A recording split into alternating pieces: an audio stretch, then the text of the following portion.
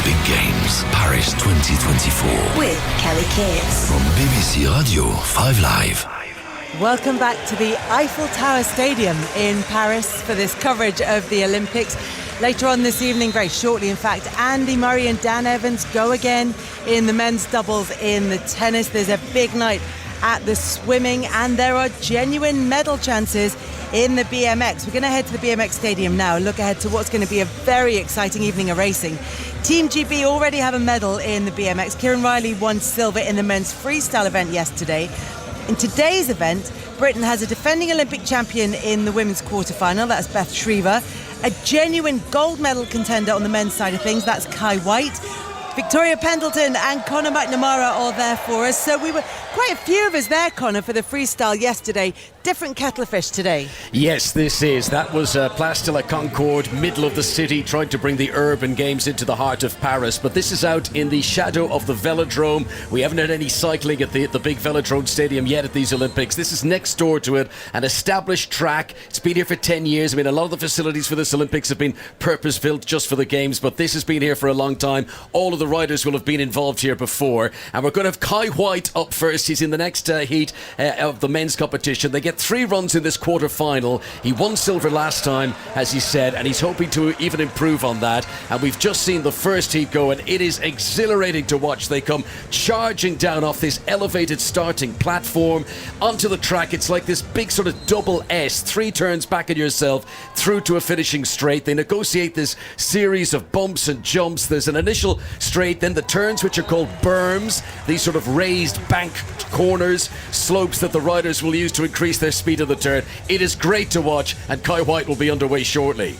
Conor, looking forward to hearing more from you and Victoria when he does get underway. We're going to head back to the Bercy Arena and Lewis Smith and Eleanor Oldroyd. And we're watching Alice Kinsella of Great Britain on the beam, who had improved her position to 8th place going into this final rotation, this final set of apparatus.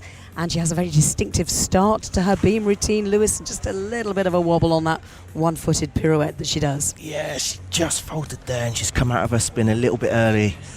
And the judges will probably take a 0.5 deduction because she placed weight-bearing weight on her hands, so class that as a major mistake. But she's recovering. She's back onto the end of the beam. Come on, Alice. She's doing her choreography, getting ready for her first big pass of tumbles and connections. Free walkover into the layout. Very clean and well recovered, I should say. This was the apparatus which she finished the team final on and put GB into 4th place. And if she can repeat that performance, yeah, she'll be very happy with her work today. She's a minute and 10 seconds in. I think she's gearing up for her dismount. Come on, Alice. Round off, 2.5 twists, little stumble to the side, but she has just finished her all-around competition, and I think all in all, going 2.2 marks up into that beam, she should be very happy. Well done, Alice Kinsella.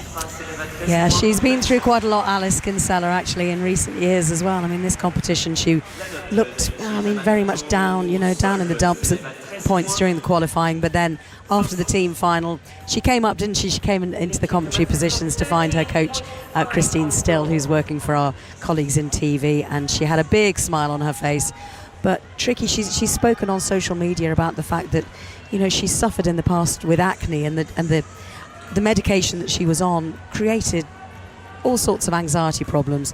So she had to work on that. But it takes such bravery, as we said, takes such physical bravery, but mental bravery as well to compete on this equipment. But we'll bring you the score in a second, but before we do that, here's Conor at the BMX. About to get started in the men's racing quarter-final, the first run. This is Heat 2, and it features Kai White, who won silver last time in Tokyo. The wheels of the bikes up against a gate on the top of the ramp. The gate will go down, the riders will be away, and looking to get that inside lane for the first turn. This is like Formula One racing, Victoria Pendleton. Whoever gets a good start is going to have a really big chance, and a huge smile to the cameras there from Kai White as the camera pans in front of him. That's it, and actually the acceleration, they work very hard in gym to get as much power and force. You see them balancing high above their bikes, and they sprint down this 8-meter ramp. It's hard to imagine how steep it is, and they still managed to sprint down it. It's daredevil stuff, this. But yeah, it's going to be quite a tough heat. We've got a French favourite in this heat. Romain Mathieu with a white helmet is ready to go in gate 1. Kai White out of gate 3 for Great Britain in a very dark navy outfit with the red letters of Great Britain written in front of him. And away they go, and down that ramp and straight away into the jumps and over the gap jump, through a tabletop and into the first of the berm, and the lactic acid will already be pumping inside the legs of the riders. But it's not been a good start for Kai White. He's back in 5th place at the moment. The scorching pace of the French leader is impressing the crowds here. It's going to be, well, 3 rides here will add towards the final quarter-final score and just select who goes through. He's still in the top part of the course. He's chasing, well, the top 4 riders. 1, 2, 3, 4, 5th for Kai White in the 5th. first It's a heat. win for France. It will be 5 points for Kai White. If you finish first, you get 1 point. Second, you get 2 points. The goal at the end of the 3 runs is to have as low a score as possible, and Kai White will have 5 points. It's not an ideal start. He's going to have a lot of work still to do. Connor, scores for Alice Kinsella, 13.033. So that step cost her, Lewis. Yeah, I think she had 2 big steps, and she unfortunately made a bit of an error in her spin as well. So I think that reflected in the score. She's down about 4, 5, 6 tenths of what we know she can score. So she'll be a little bit disappointed with that. But I think all in all, when you look at the bigger picture, she should be very pleased with what she's come out here and done. Yeah, definitely improved what we know that they can do rather than what they did in qualifying, I think, Alice Kinsella and Georgia May Fenton. But this GB team in transition at the moment, missing 2 of its most talented gymnasts in Jessica Gadarova and Ondine Achampong, who both had very badly timed injuries in Olympic year. It's the last time you want to get injured, but both hopefully coming back for competitions in the coming years, and hopefully back in LA as well, certainly with Jessica, who is still such a young gymnast. Remember her and her sister Jennifer, part of that very young team that won the bronze medal in Tokyo 3 years ago. So well into this final routine, this final rotation of this all-around final. On the floor, we're watching Manila Esposito waiting for her scores, and Kalia Namour of Algeria will be next to go on the floor. Who did so well on uneven bars, was up in silver medal position at one stage. See what she can do on floor. Then it'll be Sunisa Lee of USA, then Rebecca Andrade and Simone Biles. And there was just 0.166 between gold and silver going into this final piece of apparatus, Lewis. Yeah, I'm sure Simone would have preferred a bit more of a lead going into this floor, but it just means that Simone is really going to have to find her legs, not in terms of the taking off and somersaulting, that part we know she can do, but it's going to be more important than ever to find her feet and find those landings and not bounce outside the areas of the floor, because that can be costly. 0.3, 0.5, and that lead that she's got potentially going into this floor. So just looking down at the floor for people who are trying to picture this at home, we've got the beige coloured bit in the middle, the centre square, and then you've got the grey bit around the side, or the greeny grey bit around the side, and then you've got the blue of the podium, so you don't want to step off onto that. So what are the deductions on floor? So if you land within the inner square and you step out with 1 foot, that's 0.1. If you step out with 2 feet, that's 0.3. If you land with 1 foot out on the square, that's a 0.3 deduction, and if you land with both feet out of the inner square, it's a 0.5 deduction, and you lose the value of the skill. So we've seen Simone in the past, especially at national championships, she sometimes struggled to control the landing, and she bounces out of the floor routine, and that can prove costly in this all-round final. So she'll be trying to avoid doing that. In the meantime, just watching Sarah Voss of Germany on the balance beam, and you may remember Sarah actually from the Tokyo Games, because she has a full covering bodysuit, so it covers her legs fully as well as her arms. And she said at the time, it's all about modesty, it's about wearing what she feels comfortable in, and she's very much gone back to that same that same idea for these games, full-legged bodysuit as well. But just having a little fall on the beam, so not perhaps done what she would have wanted to do in the competition in this all-around final. But Kélia Namour of Algeria, as we said earlier on, her sisters compete for France. She is competing for Algeria in this competition, and well placed in this top group going into the final rotation. And what a tumble that was on the floor. Big opening double straight back somersault, and controls it very well with inside the floor. Has no deductions for approaching that boundary. That was a big first tumble, and she winds up for a second. 1.5 twist step out into the triple twist. Just crept out there on the floor, so she'll get a 0.1 deduction for that if the linesman has got their eyes on it. She's darting around the floor, doing her split jumps and turns. And the music very dramatic. Trying to make a statement here with her floor routine, which is the last apparatus in this all-round. And the different elements, there are some required elements from the judges, but you can be as creative as you want on the floor routine, and some of these gymnasts really are with their choreography. She winds up for her last tumble. Big double pike, little under-rotated, and took a step forward there, so that the judges will be taking about a 0.3 deduction, also deduction for landing quite low down. But all in all, clean routine, and what more can you ask for in your Olympic all-around final? Well done.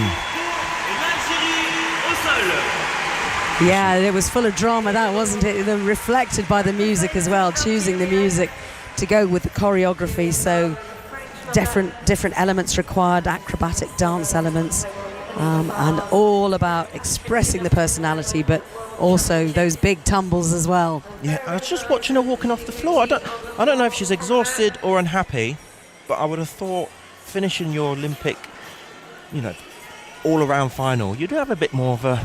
bit more va-va-voom. Yeah, a bit more wind in your sails after that, but who knows what she's feeling and what she's going through. She might not be very happy, or maybe she thought she could have improved, or maybe she's just quite a reserved character. You never know. There's a few tears as well from Sarah Voss, who we were just talking about, of Germany, after her beam routine, where she just went off and got deducted points for that. 12.300 for Sarah Voss. But Georgia May Fenton now standing at the top of the mark for the balance beam. Saw Georgia May saying that this is her least favourite piece of apparatus. She actually uses a lavender spray to try and calm her nerves, because she doesn't enjoy this one little bit. Well, I hope it works for her, because it doesn't work for me when I'm trying to sleep at night. Come on, Georgia. She's just mounted the beam with the flick layout. Standing tall. She does a double spin. Tiny little flutter of loss of balance, but nothing major. She does her first big pass. Free walkover. Oh, and she's come off the beam on her layout. She doesn't waste any time. She's straight back on. But that will prove costly with the judges, and they will take a mark off. She picks up with a free walkover into a leap, building connection, trying to claw back some of the marks she's just lost from that fall. Such a shame. And to put that to the back of her mind now, and again the spin on one foot back into the half split, and she seems to have put that little wobble behind her. That was nice, wasn't it, that spin? Yeah, she's getting back into the swing of things now. It's so important to try and, after a mistake and a fall, to try and come back on and really compose yourself and finish off the routine the way that you can do it. She's standing on the end of the beam. She's 1 minute and 12 in, just the dismount left to go, and she runs down, round off, double tuck, but knees buckled a little bit, but she controlled it, and there is a smile there. And Georgia seems to be quite relieved, I think, that she's finished off that beam routine as clean as she did. But she did have a fall, and that will suffer her all-around score. But she did go into this beam 3.4 marks up on her qualifying. So I think, being at least 2 marks up on what she qualified with, she'll be very happy with that. And, you can't expect it to go perfectly all the time. but that was well finished off. Yeah, well you done, can't GB expect it to go perfectly when, as you said, you're on the balance beam, and yeah, you just see her foot slip, didn't quite land it. But I mean, it's an absolute miracle to me every time I watch it that these kind of performances can be done on something which is so precarious. Yeah, I think it's terrifying, the beam. Hats off to all the girls that compete on beam. It's something I wouldn't like to do, and I admire them. And it's terrifying. Somersaulting blind, going forward, cartwheels in the aerial cartwheels, not using your hands and landing on something 4 inches wide. It's not for the faint-hearted, I'll tell you that much. Anyway, huge smiles from Georgia May Fenton, who was a reserve in Tokyo, made it into the team for this Olympic Games. But her competition is over. Alice Kinsella as well. They can relax, they can enjoy the rest of the competition. And now Sunisa Lee of the USA makes her way onto the floor for her final piece of apparatus. We'll keep you up to date with this. But Andy Murray is on court. Oh, can your nerves take it, Jonathan Overend? Oh, well, talking of precarious, it feels like Murray's teetering on the beam, doesn't it? Every time he takes to the court at the moment, one match from ending his career, but here he is again. They've saved 7 match points over 2 rounds. Andy Murray and Dan Evans about to start their quarterfinal against Taylor Fritz and Tommy Paul. They're just in the knock-up at the moment. They're out on the court Suzanne Longland. I just want to tell you as well, Ellie, that there are some dramatic scenes on the other court Philippe Chatrier, where Novak Djokovic won the first set against Stefanos Tsitsipas. He's a breakdown in the second, but it looks like his knee might have gone again. It's caused him trouble for a long while, and he's receiving treatment from the trainer, so we'll keep you in touch with that. Thank you so much, Jonathan. There are times when, as we say, you hold your breath watching the gymnastics. I think I held my breath for most of that 10-point tie break the other evening, the first round of the men's doubles in the tennis. But Sunisa Lee, absolutely beautiful routine from her on floor, and she's really appreciated by the crowd. She's loving this. Her first tumble, a full twist and double straight, and she drilled it into the floor, didn't budge, and she screamed with excitement, which you don't usually see from girls on the floor. Listen to the crowd. She lands a double and they are loving it. Amazing amplitude from Sunisa Lee in that last little move that she did, those high tumbles. I mean, they are such huge fans, aren't they, of USA Gymnastics, and stars and stripes flying all the way around the Bessie Arena. They would love to get 2 gymnasts on the podium, wouldn't they? I mean, she's the Olympic champion from Tokyo, and she's come here and she's just done an incredible all-round finals, and I think it's going to be close, but I think she can get on that podium for an all-round medal. Yeah, competing with her, of course, Simone Biles, of course, Rebecca Andrade, and the Italian gymnasts as well. Alice D'Amato is currently in gold medal position, with Kalia Namour of Algeria in silver, so she will drop down. Can Alice D'Amato hold on to that position? We will see in a minute or two, because next up on floor will be Rebecca Andrade in silver medal position by a tiny, tiny sliver of just over 1/10 of a mark. Yes, it's going to be so dramatic. I can't wait for this. She's going to have to pull something out of the bag. I'm not sure how her qualification routine was, but she's got some catching up to do. She scored a 13.9 in qualifying, whereas Simone scored a massive 14.6. So she's definitely going to have to try and make up the difference somehow, in some way, shape or form. She's just doing stretching exercises at the moment, Rebecca Andrade, in that dramatic bright yellow leotard. So she's taken the yellow from the Brazilian flag. I'm sure there'll be some green in there somewhere, but she's like a Rio sunrise down there. I like that. With the sparkles as well, and with the hair tied up in that tight bun on the top of her head. Dark hair, elegant gymnast. Sunisa Lee goes into the gold medal position, so she is guaranteed a medal. There will be 2 USA gymnasts on the podium in the all-around final. listen to the roar. The crowd know it. Everyone at home knows it. What a performance from the American. Sunisa Lee potentially still hanging on at this point. So, yeah, defending champion and currently in gold medal position as well. But Rebecca Andrade is up next. Will she split the Americans? Oh, this is just so tense now, isn't it? For Rebecca Andrade has to wait until she's given the go, till she gets the green light. 13.666 for Sunisa Lee, putting her at the top of the leaderboard at the moment. The Brazilians in the crowd are chanting Rebecca. I'm glad you know what that was, because I was listening but I couldn't work it out. So here we go, Rebecca on floor. Let's see what you've got for the party. She makes her first tumble, the crowd are clapping, full twist end, step out, round off flick, pulling back out. She does step outside of the floor, but it's a good first tumble. Oh, the nerves, the pressure to be able to deal with this at this magnitude. She makes her second tumble, round off flick, full twisting, double straight, very clean, and that was very good. Again, kept inside the floor, gave nothing to the judges. Now she's into her choreo and she's having a real party down there on the dance floor.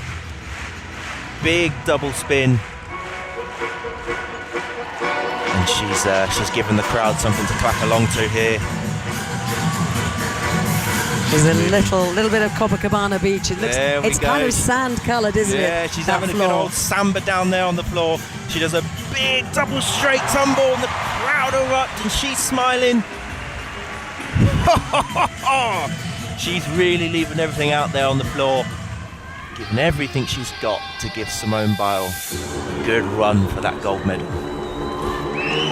And the music's just gone up a notch, and I feel like I might join her down there on the dance floor. Big last tumble, double pike, and she lands it! Rebecca Andrade. Have some of that, she says. She waves to the crowd. That was just superb. Just a little mistake, but everybody, all the gymnasts who finished their competition, the British gymnasts, her teammate Flavia on the other side of the arena as well, really giving her such an ovation. She's obviously popular, isn't she, among all the other gymnasts, but you can tell, can't you, that there is just this lovely sense of camaraderie. Yeah, it's an amazing thing, isn't it? An Olympic competition, it comes around every 4 years. There's such jeopardy involved, and I think the competition have done very well in finishing the rest of the competition, and it's just these floor workers left to go, and they're really making it a spectacle of Simone Biles finishing up. But that was an incredible routine from Rebecca. Yeah, it builds to such a climax, doesn't it, this competition, this all-around competition. So Sunisa Lee, we know, has a medal. Rebecca Andrade will just get that deduction, as you say, just that little mark off for putting a foot outside into the dark blue ring around, or the rim around the sand, the Copacabana sand-coloured floor. And we wait for the scores now. She will go gold. She will go into the gold medal position. But then we will see Simone Biles just being given a little, I don't know, maybe just a little word of encouragement from her teammate Sunisa Lee down there by the side of the floor. I think she's being a healthy distraction right now. Yeah, you don't want to think too hard, do you? They're already playing the heartbeat music.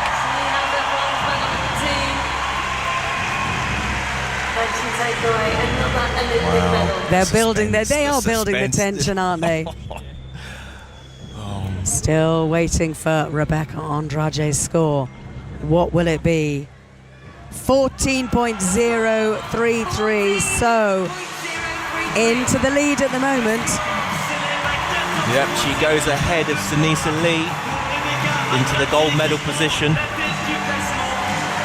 But really, you think it's going to need some major mistakes from Simone Biles now, who was leading by 0.166 in this final piece of apparatus, and Her score in qualifying on this was 14.6, Simone Biles. So, well, I'm not going to try and do the maths in my head, but I think it's fair to say she's the favourite. To lose at this point. Nothing is a given in gymnastics, and she needs to go out there and deal with the sound of the audience and do her job. And if she does that, then she will have her Olympic gold medal for all around back in her possession. Let's go, Simone Biles. She starts with just presenting to the crowd. She starts with her back to the judges. That's quite a bold move, isn't it? Here she goes, their first tumble. It's a big triple twist and double tuck, and she stays within the floor. You can see her smiling, teeth radiant. Oh, this is exciting stuff. I will try my best to commentate. You can cheer as well, it's down fine. For a second tumble, straight full step out, double twist and double tuck, stayed within the floor, great landing, another little cheeky smile for the judges. She is moving very well, and I am on my feet, partly for the entertainment and the energy, but also because this woman does deserve an ovation. Her routine, she's 47 seconds in, she's dancing, the choreography's going well, she does her spin, gives nothing to the judges again. She's looking really sharp. Come on, Simone. Penultimate tumble here. Round off flick, double straight half turn. A little step forward, but she's within that floor. And this, this is good stuff. Come on, Simone. Let's have it. She's in the corner, running down for her last tumble. A double straight, little hop back, and that is safe to say that, ladies and gentlemen, is your Olympic all-round champion. And the title does go back to America, but this time with a new owner, and it's going to be Simone Biles. And we do not need to see the judges' score, because it's fairly conclusive that is your all-around champion. And she hugs her teammate, hugs her coach, surrounded by the cameras. And she leans over the side as if to say, I am back, and what have I just done? Some people might have doubted me with that mistake that I had on bars, but she held it together. And with that incredible floor routine, she has just put another nail in that coffin of being the most successful women's gymnast of all time. Incredible stuff to watch. She is about to become extraordinarily, at 27, the oldest gymnast to win the all-around title. I mean, you know, we're preempting the judges, but who cares? Because anybody could see that was just sheer brilliance from Simone Biles, and she had a smile on her face from that very first moment, didn't she, Lewis? Yeah, I think after every tumble we saw a smile, part relief and part the belief of knowing that she is about to become Olympic champion, and she delivered. You know, it is all about who can put their hand up and deliver the routines and beat the people that you've tasked with beating on the day, and she has done that time and time again, and she wrote those wrongs that was laying dormant from Tokyo, and she is back. I think it's a formality. We will see the scores in a minute for Simone Biles, but she is, you know, everybody knows. Rebecca Andrade hugs Sunisa Lee. They know that they're on the podium, but they were never going to topple Simone Biles off. She's never been beaten in an all-around competition since she became a senior. She's absolutely unstoppable. She's a force to be reckoned with. And I don't think we'll see the likes of Simone Biles anywhere else in this competition. It's been an absolute pleasure to have been in this era with Simone and the likes on the men's side of Azuchi Mira. She's already got team gold. She has got finals to come on vault, on beam, on floor. Can she get 5 gold medals? It would seem extraordinary to say it, but I mean, surely this one is in the bag. Still waiting for the score. Come on, judges, just give it to her already. We know that she is the champion. She's already got her hand on the corner of the Stars and Stripes, also held by Sunisa Lee. I think they're just waiting for that score to come up. They're ready to pounce onto the podium and run and celebrate and quite literally do a victory lap of the arena with flag in tow. there is going to... There we go. Massive score, 15.066. And she goes into the lead by over a mark. And there you have it. Simone Biles is crowned your Olympic champion.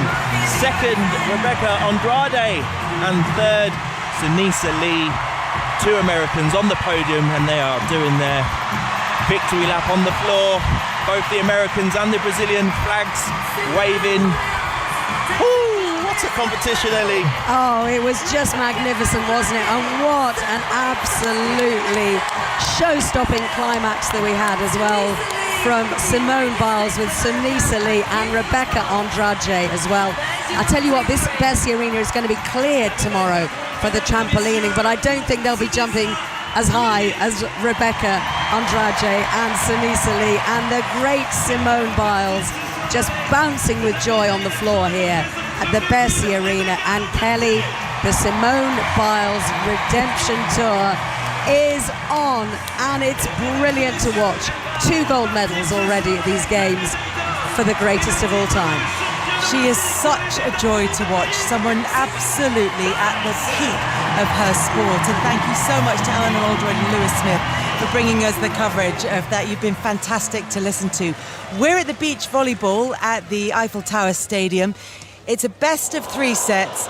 First to reach 21 points in each set. Brazil took the first set in this preliminary Pool A match for the women. They've taken the first set and they are 14 points to 8 up in the second against Italy. Let's head to Roland Garros and get the latest on the tennis with Jonathan Overend. Problems for Murray and Evans early on in their match with Taylor Fritz and Tommy Paul. Quarter-final match in the men's doubles. Dan Evans lost his serve in the opening game, and Andy Murray's now break point down as well, and the Americans sensing a great opportunity to go an early double break ahead, and indeed that's what they do with a remarkable backhand cross-court from Taylor Fritz. How well have these two Americans started? They're a double break up already. 3-love first set.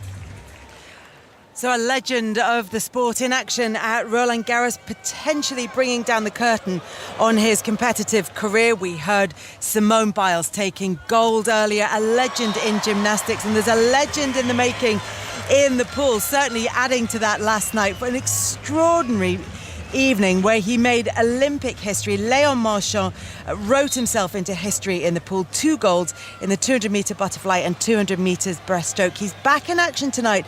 It's just a semi-final for him, the 200 metres individual medley semi-final, and there's more action to come from a GB perspective as well. Alistair Bruce-Ball. There certainly is, Kelly. Good evening and welcome to the La Défense Arena once more. The evening's first final is about to get underway. Andy Murray and Dan Evans on the tennis court at Roland Garros. British swimmers swimming in Olympic finals. I think, Stephen Parry, we've been here before, haven't we? We certainly have. And I tell you what, it's exciting stuff, isn't it? I mean, I'm still got the energy from last night. It was just such a night of swimming, and let's hope it picks up from where we left it last night. Right, British interest in the first final of the night. Laura Stevens, 8th fastest in qualifying for the women's 200 metres butterfly. She really is going to have her work cut out to try and get onto the podium here. We are looking at the likes of the 17-year-old Summer McIntosh, the Olympic champion from China, Zhang Yufei, Regan Smith of the USA, and Elizabeth Deckers, the Commonwealth champion, the Australian.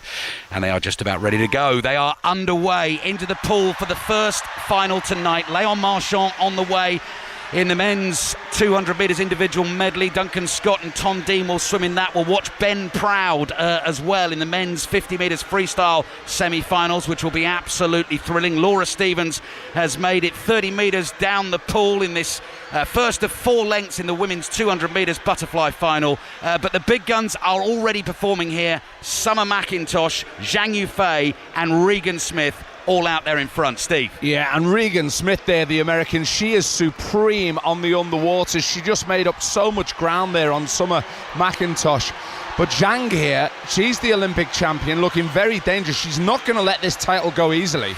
Zhang Yufei then in the lead with about 15 metres to go before they reach the halfway stage of this race. Summer McIntosh, already 2 medals at these games, is closing in, and the 3 of them almost turn at exactly the same time. Regan Smith, the American, who was the silver medalist in Tokyo, behind Zhang. It looks like those 3 for the 3 positions on the podium, and Laura Stephens here desperately trying to cling on, but the quality is so high in this race, Steve. Yeah, it's really tough for the world champion Laura Stephens going there in lane 8.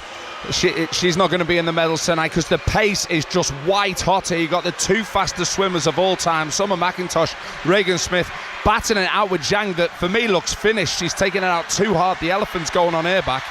We've been talking about Léon Marchand as a swimming superstar. Canada's Summer McIntosh is another one, just 17 years old and driving it home in the last 25 metres of this race. She's got another gold medal in her sights. Regan Smith, the American, desperately trying to stay with her. I don't think she's going to do it. She's finding something extra, though. This is going to be close. McIntosh being roared to the finish. Zhang Yufei, it looks like it's going to be bronze. McIntosh gets the touch in an Olympic record time. Regan Smith with the silver, Zhang Yufei with the bronze, and Laura Stephens swum her heart out. It's an 8th place in the final, but that was another astonishing swim in the Paris pool tonight. 2 golds and a silver medal already for Summer McIntosh. Were it not for Léon Marchand, she'd be dominating the headlines here. Yeah, she would. I got all excited there. I thought she was going to break the world record, but it was still an Olympic record. And poor Regan Smith, she is always the bridesmaid, never the bride. She's getting touched out left, right and centre. Kaylee McKeown touched her out on the 100 back, and she's being touched out again with McIntosh. I mean, 2:03. Phenomenal swimming from Summer McIntosh. Just 17 years old, Summer McIntosh from Canada takes the applause of the La Défense arena. Gold in the 400 metres individual medley, Kelly. Silver in the 400 metres freestyle, where she was beaten by the great Ariana Titmus. No stopping her in the 200 metres butterfly tonight. She has won another gold medal. What a game Summer McIntosh is having. What's coming up later on, Ali? Right, later on we have got, 3 more finals to come. The only British interest in any of them is the last of the night. That is the women's 4x200 metres freestyle relay. Again, Great Britain will be hard pushed to get on the podium in that. Australia are red-hot favourites. They were so much faster in qualifying than anyone else. I think the most exciting swimming we're going to see tonight, I know you're a massive fan of Marchand, Kelly. He goes again in the men's 200 metres individual medley. That'll be semi-finals tonight. 8 fastest will get through to the final. Duncan Scott actually pipped him in the qualifying heat this morning, but I think Marchand was holding a little bit back there. But Duncan Scott and Tom Dean will go in that. And then the splash and dash, the men's 50 metres freestyle. That is the real speedsters. 1 length of the pool. And Ben Proud, 4th in Rio, 5th in Tokyo. Possibly his last Olympic Games for Great Britain, trying to win a first Olympic medal. So we'll bring you that one as well. Thanks very much, Ali and Steve. Looking forward to hearing from you later on. Julien Laurent is alongside me here at the Eiffel Tower Stadium watching the beach volleyball where Brazil have beaten Italy in the opening match. France are up next, so there's going to be a slight increase in the noise levels here. Nothing to compare, though, to what we saw last night in the pool. As Ali was saying, I've become something of a Léon Marchand fan, something of a Léon Marchand super fan. It's extraordinary. We watched Olympic history being made in the pool last night, and we saw, Ali described to us yesterday, the front page of L'Équipe, which was a sort of play on the longest day, le jour plus loin instead of le jour plus Léon. So the Léonist day, I think, was probably the closest we can get to translating that one. What's been the reaction today? Incredible. I mean, the newspapers, obviously, L'Équipe saying, well, a gold legend already. And for Le Parisien, it was just almighty. That was the front page with his face at the end of the second gold. I mean, we were so lucky to be there. And I think it's one of those moments where people will ask you and you say, yeah, I was there when Léon Marchand did that. I was there when Simone Biles did what she did. I was there when all those iconic Olympic memories and greatest moments of all time. And last night was one of them. And Léon Marchand still very much at the start of his career. Andy Murray coming to the end of his, and it might be fast approaching, Jonathan Overend. Well, I've got to say, still early stages. Let's keep it positive. 4 love down though. The Brits in the early stages in this opening set. So that is 2 breaks of serve. Both Evans and Murray have had their serves broken. Naomi Brodie, what do you make of this flying start from the Americans, Taylor Fritz and Tommy Paul? I think it just goes to show, doesn't it? The Americans knew that this match could be tricky. Taylor Fritz in press was actually saying, it's a match for Andy Murray. They're hoping they can retire him, but as they said, they've saved so many match points. They were going to have to take their first one. They've come out here to be businesslike, and it's proving to be tough for Team GB right now. It's been a long day of waiting, of course, to get onto this court. Murray and Evans saving all those match points in the first couple of rounds, but they're two exceptional singles players, these two Americans, and their best buddies as well off the court. They're twirling their rackets around, they're enjoying themselves, and the USA certainly in charge at the moment, leading Kelly 4-love in the opening set. Thank you very much, Jonathan. Really good to hear from you, even if the news isn't ideal for Andy Murray and Dan Evans. But as you said, they've got it in them to be able to fight back in that situation. Let's head over to the BMX racing, where Victoria Pendleton and Conor McNamara are watching. And some good news to report for Team GB, because Beth Shriver, the gold medalist in Tokyo 3 years ago, has won her first run. It puts her in a very good position to go on and make the semi-finals. 2 more runs to go, but Beth Shriver, who suffered a broken collarbone only 2 months ago at the World Championships in South Carolina, that was impressive. Victoria Pendleton, she just didn't win, she destroyed the rest of the field. Yep, she absolutely stormed out of the gate. She was in the lead by the time she got to the bottom of the start gate and led the whole way through the race. She looked confident, she nodded as she crossed the line, she knew she was enjoying it, she was performing well, and she just got the job done. Beth Shriver, who is one of the fancied contenders, but with that expectation comes pressure. Mentioned the injury and the build-up, but it looked like she was firing on all cylinders there. We've also got a report on Kai White, who's about to go on his second run. White, who won a silver medal in Tokyo, but came 5th on his first run, which will be a disappointment. Just a little bit slow down that starting ramp and was never able to make the ground up from then. 5th, it's not the end of the world, Victoria, but he's got work to do. 2 more runs to go. Yeah, I don't think I'm not too worried about that first 5th. I think it was unfortunate. He kind of got boxed in on the first corner, had nowhere to go, and it slowed his pace down a bit and left him chasing the leaders rather than being in the mix. So to explain to listeners at home how it works, Beth Shriver coming first in her run, that gives her 1 point. If you finish second, you get 2 points. Kai White finished 5th in his, so he gets 5 points. At the end of the run, you want to have as few points as possible, so 2 more solid runs and Kai White can still make the semi-finals and final, which both take place tomorrow. We're just watching replays of the first heat of the men's, and he's up in the second heat in just a moment. This track, which is, it's a funny sort of structure, because it looks like an enormous warehouse, sort of like one of these huge distribution centres you see on the side of the motorway. Huge roof on it, but no sides, and obviously it creates this outdoor atmosphere with the fresh air coming in from everywhere. But if it does rain, the rain is kept off the track thanks to that huge enormous roof. This is out in the shadow of the velodrome outside of the centre of Paris, the velodrome which will see all the cycling action next week, but the BMX racing getting underway today, and Kai White is about to have his second run. Yep, so what they've done to change the format from Tokyo in terms of the heats, they mix up the quarterfinal heats, so you don't ride the same against the same group of riders 3 times over. They mix it up, I guess, to make it more fair and give everyone an opportunity to race a range of competitors in order to qualify their points. So he's in the second heat with a different group of competitors. They'll be choosing their gates now. Yes, Romain Mathieu of France finished first in the first run.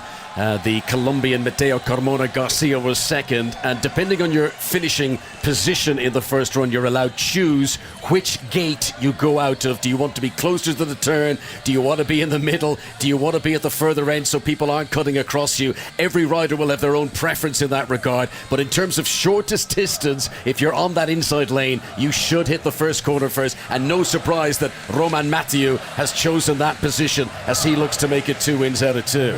Yeah, he definitely looks very confident. You could just see him psyched up there. He's shaking his head. He's sort of, hopping up and down on the spot. He's getting really, really ready to start this race. And there's such tension in their bodies and muscles. We actually saw a close-up and one of the riders' arms was quivering. It was almost shaking with the tension and a little bit of nerves, I imagine. You can only imagine the nerves. I mean, these riders don't get to perform in front of these sort of crowds in person. They know there's millions looking on worldwide. So we mentioned that Kai White was 5th in his first run, but he's been able to select gate 3. So some of the riders ahead of him didn't want to be on the inside. Gate 3 for Kai White in the very dark navy with the red trim. We're just seeing him close up of his face on the camera. For the first run, he was all smiles and waves and little gestures. This time it's game face, Victoria. He's serious. just staring down at the handlebars. Very, very serious there. I think all these riders, they have their own way of preparing, and I think he's decided just to focus in on what he's going to do, focusing in on that front wheel, keeping the balance. It's quite hard to balance on the front wheel in the start gate. It's not an easy skill. They make it look so easy, and then basically apply maximum pressure at the precise moment. It's a split-second reaction. It is, and that reaction is so important in the overall consideration as to who gets to win the race, because a good start gives you a brilliant opportunity. Here he goes, Kai White, second run of the night, looking to improve on 5th in the first time round.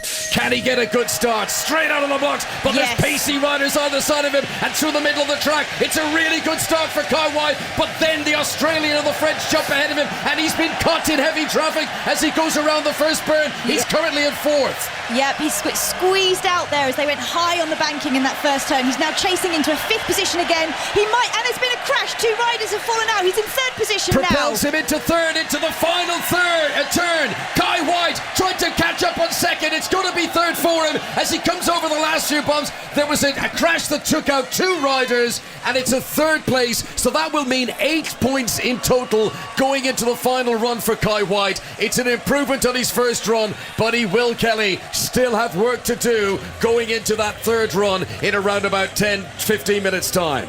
Connor and Victoria, looking forward to joining you for that one. Let's head back to the tennis and Jonathan Overend. Big problems for Great Britain in this men's doubles quarter-final. USA with Taylor Fritz and Tommy Paul leading Great Britain, Andy Murray and Dan Evans by 5 games to 1. But we must remind you, if you haven't been following any of their matches so far at the Olympic Games, that these men's doubles matches played over 2 regulation sets and then a first to 10-point match tie-break. So even though it seems very convincing at the moment, if the Brits can get themselves together, Naomi Brodie, and edge that second set, then it's perhaps not as much of a deficit as it looks on the board at the moment. Absolutely. In their first round match, they actually lost their first set 6-2. As you say, they came back and won it 7-6, 11-9 in that third set tiebreaker when they saved all those match points. So maybe this is their new tradition, the way that they like to win matches, because they're seemingly playing more and more confident as Andy Murray serves down an ace to get to game point. I do think saving those 5 match points in the opening round loosened them up for the second round match, and they were able to enjoy themselves. By the way, we're also keeping an eye on Novak Djokovic, the top seed in the men's singles, who's on the verge of losing the second set to his opponent tonight, Stefanos Tsitsipas. Lorenzo Musetti is waiting for the winner in that one, as Evans plays a nice little volley at the net after a strong serve from Murray. So that closes out the game, and I'm just getting the impression from Dan Evans, especially, Naomi, that he wants to inject some life and get his team going, because it's been a slow start from them. Yeah, he plays his best, doesn't he, when the adrenaline's going, when he's really up. He loves the crowd. He plays so well at Davis Cup when he's representing his country as well, for that exact reason. He wants that energy. It's when he plays his best. And as you say, he's hyped. He's getting the fist pump out. A big shout of come on there over to Andy Murray as he jogs on over. They sit down at the change of ends. But yeah, as this match continues on, if the crowd can wrangle themselves into this match, Dan Evans is going to respond to it. Well, they definitely played their part, didn't they, helping the Brits over the line in the last round. They were really delighted with Felix Auger-Aliassime, the Canadian, coming through against Casper Ruud earlier today, and it will be Auger-Aliassime who will play Carlos Alcaraz tomorrow in the men's singles semi-final. So just the one place in those singles semis still to be earned, and it will be the winner of that Djokovic-Tsitsipas match. And we are watching it closely, not just because Djokovic could be about to lose that second set, but also because he's received a couple of visits from the physio about that right knee. And of course he had that minor surgery, Naomi, didn't he, after pulling out of the French Open. He didn't think he would get to the start line of Wimbledon. And did so well. Yeah, I wasn't sure that he was going to play Wimbledon. I thought it might have been better for his body to stay on the clay. It was a tough season this year for the tennis players, wasn't it? To go from the grass, from the Roland Garros, on the clay, then over to the grass Wimbledon and back onto the clay for the Olympics now. So yeah, as you say with Djokovic, that has a massive impact on your body, the changing of surfaces. I thought he might have stayed on the clay, skipped Wimbledon, didn't do so. yeah, he's desperate for a medal, isn't he? Desperate for a gold medal. It's the only thing he doesn't have in his cabinet. That's it. He's still got the brace on his right knee. He certainly doesn't want to aggravate it here.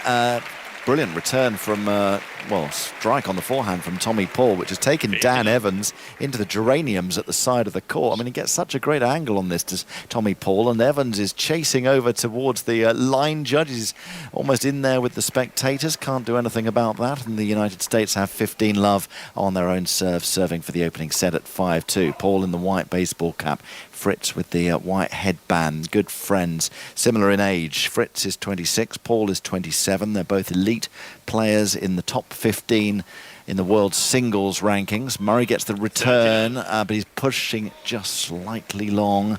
And it's almost like the Brits now need to put all their focus on the second set and then a potential match tiebreak, Naomi, because this set's as good as gone. Yeah, it was an absolutely ridiculous angle forehand that Tommy Paul hit at the first point of the game, and when he's serving now, you've got the advantage, haven't you? So to just try and get this set done and dusted, as you say, I think Evans and Murray, they've stemmed the momentum a little bit, getting themselves on the board here in this first set. Unbelievable return there from Dan Evans on the backhand. Tommy Paul serving T on the due side. Dan Evans passing Taylor Fritz up at the net with the single-handed backhand. He doesn't roll over it all that often, so a little bit of a mix-up there, but even Andy Murray now as well, starting to grit his teeth. He's furrowed his brow. He's scowling. He's getting himself focused as well. So very much late. Andy Murray, of course, after I think that was a bit of Kelly there at the beach volleyball. Maybe it's match point at the beach volleyball or something. The good serve from Paul. It kicks up onto the backhand of Murray. He's going to change his racket after putting that return out of court. Strange time to change your racket. Set point down, but it is 2 set points to the United States. Yeah, so much talk about Andy Murray after the first 2 matches, understandably so, that the role of Dan Evans, needs talking up a little bit tonight. I think he's done absolutely brilliantly as Taylor Fritz puts away the volley, and it's a simple first set for the United States. They've won it 6-2, but Evans is here in preference to being in Washington, which is where he won his title last year. So he's squandering all those ranking points, but representing his country, and I think he's done absolutely admirably, considering his ranking, Naomi, is going to be outside the top 150 when they come out on Monday.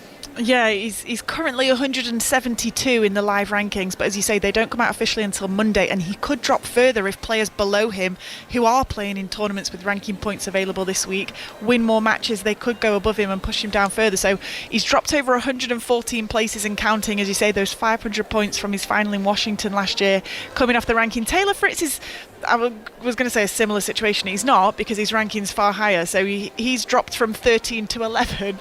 So not quite as dramatic of an impact, but he's also lost a huge chunk of points just at his ranking. It doesn't have quite as much of an impact as it does at the ranking that Dan Evans was sat at. So big sacrifice for him to be here at the Olympics. But it's his priority, as we say. He plays so well when he's representing his country. We were saying Djokovic was close to losing the second set to Tsitsipas, but he has broken back and is serving now at 4-5, having won the first set. So the situation, Kelly, for the Brits, Murray and Evans, they've lost a one-sided first set, 6-2, but as we say, just a second set in regulation, and then the first of 10 match tiebreak, if necessary, to decide things. Thank you, Jonathan. Thank you, Naomi. I am trying to stay positive. We do know what this pairing is capable of doing, but yeah, disappointing opening set for Andy Murray and Dan Evans at Roland Garros. At the Bercy Arena, Lewis Smith and Eleanor Oldroyd watched Simone Biles win gold in the all-round final. This incredible gymnast, incredible woman. It was a coronation for her, Ellie, but not a procession. No, it very much wasn't, actually. She made us suffer a little bit. She made us doubt just for a couple of moments, didn't she? But she started brilliantly on vault with a massive score of 15.766, doing her signature Biles to Yurchenko double pike, which nobody else in the women's game can do. And then she finished it off with a magnificent and massive 15.066 on floor. So Rebecca Andrade could only just stand there, the Brazilian, and applaud and celebrate with her. And then Sunisa Lee as well. We saw Sunisa Lee and Simone Biles draped in the stars and stripes, jumping around like kids on the floor, and it was just magnificent to watch. It was incredible, and I think, if this isn't the last time we've seen Simone, then I look forward to watching her compete again. But if it is the last time, then I just want to say a massive thank you. It's been an absolute privilege to watch her compete, to be part of this era. And what a special day it's been. We are going to see her in 3 apparatus finals, we should say, over the weekend. I meant as an all-arounder. Yeah. Oh, I see what you mean, in the all-around competition. Potentially the last time we might see Simone Biles do the all-around. And that was a very special competition to watch. Yeah, we'll see it in small bits. So we've got vault final, we've got floor final, and we've got beam final as well, all featuring Simone Biles. It is incredible, actually, at the point that she had that wobble, as we said, on uneven bars, and she did look a bit not herself, a bit out of sorts. But then she came back and she went back on beam, and she did what she needed to do to just give herself that tiny lead going on to the floor final. And however brilliant Rebecca Andrade was on floor, and however much she had the crowd behind her, it was only really going to be one person winning. Yeah, I mean, both Andrade and her teammates, Anissa, they just didn't have the difficulty or the experience to try and claw back at the lead that Simone was pulling away with. So, yeah, you're 100% right. She had a little moment on bars, she took herself away, she gathered herself, and she finished strong with beam and floor, and it was such a performance. It was a dominating performance. Just a word about the British gymnast Alice Kinsella. Huge improvement on her qualifying score. She finished 12th overall with a score of 53.799. Georgia May Fenton had a bit of a problem at the end on the beam, so a little fall on that put her back down, so she finished in 18th place, but still considerably better for both of them than in the qualifying. And we just look forward to a bit of trampolining tomorrow, Kelly, and then more apparatus finals in the gymnastics over the weekend. Looking forward to hearing from both of you then, but for now, thank you very much to Eleanor Oldroyd and to Lewis Smith. Great Britain is guaranteed a medal in the windsurfing. Shoujo Saka. Yes, Kelly, it will come in women's windsurfing tomorrow. Great Britain's Emma Wilson finished first in the qualifying series. Now, that was supposed to be a series of 16 races. It actually ended up being 15. It was reduced due to a lack of wind in Marseille Marina. They've had a lot of problems with that in the sailing regatta there over the last couple of days. So reduced to 14 races, but Emma Wilson finished top of the rankings in that, which means she goes straight into tomorrow's final. There is a series of quarterfinals and semi-finals tomorrow, but Emma doesn't need to bother with that. She's straight through to the final, where there will only be 3 athletes racing in that, so the worst she can do is finish third. Now, Emma Wilson finished with a bronze in Tokyo. The sport significantly changed over the last couple of years because of technology. It's a smaller board, it's on a hydrofoil, so she will have a chance to upgrade to silver, hopefully gold. And the women's windsurfing final, as I say, takes place tomorrow afternoon, weather permitting, of course. Hopefully we'll get enough wind for that to go ahead. Yeah, thank you very much. It has been such an issue, as Shoujo was telling us. Let's head back to Roland Garros. Jonathan Overend. Big moment for Evans and Murray as they hold at the start of the second set, and these are going to be crucial moments, Kelly, really, for Great Britain to send a message to Taylor Fritz and Tommy Paul that there are 2 teams in this quarter-final match, and really important now that they do some damage, Naomi, on the Taylor Fritz serve coming up. Yeah, they need to keep this momentum going, don't they? You could feel it building towards the back end of the first set. I think they knew that was a lost cause to come back already, but they've kept this momentum going, the energy. They're fist pumping all the time now, up to their box, up to the team.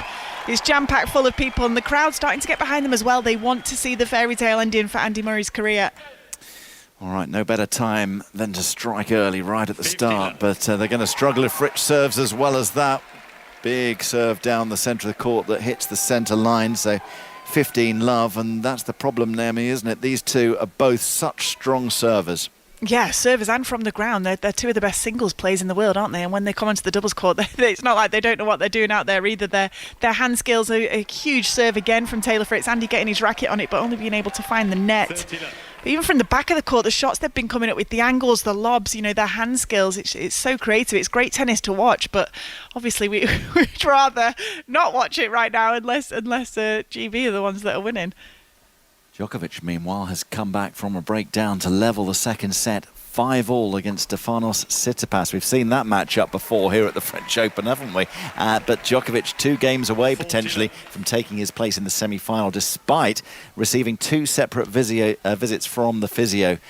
to attend to that troubled knee. 40 love in the meantime on the Fritz serve. I mean, he's wasted no time at all. We haven't had a rally in this game. He serves at game point. Return comes in from Murray. It's good and deep. Backhand Murray down the line as Paul wants to cut across for the volley. He does do on this occasion, and that is simple as you like for the United States. And they win the opening game on their serve to love.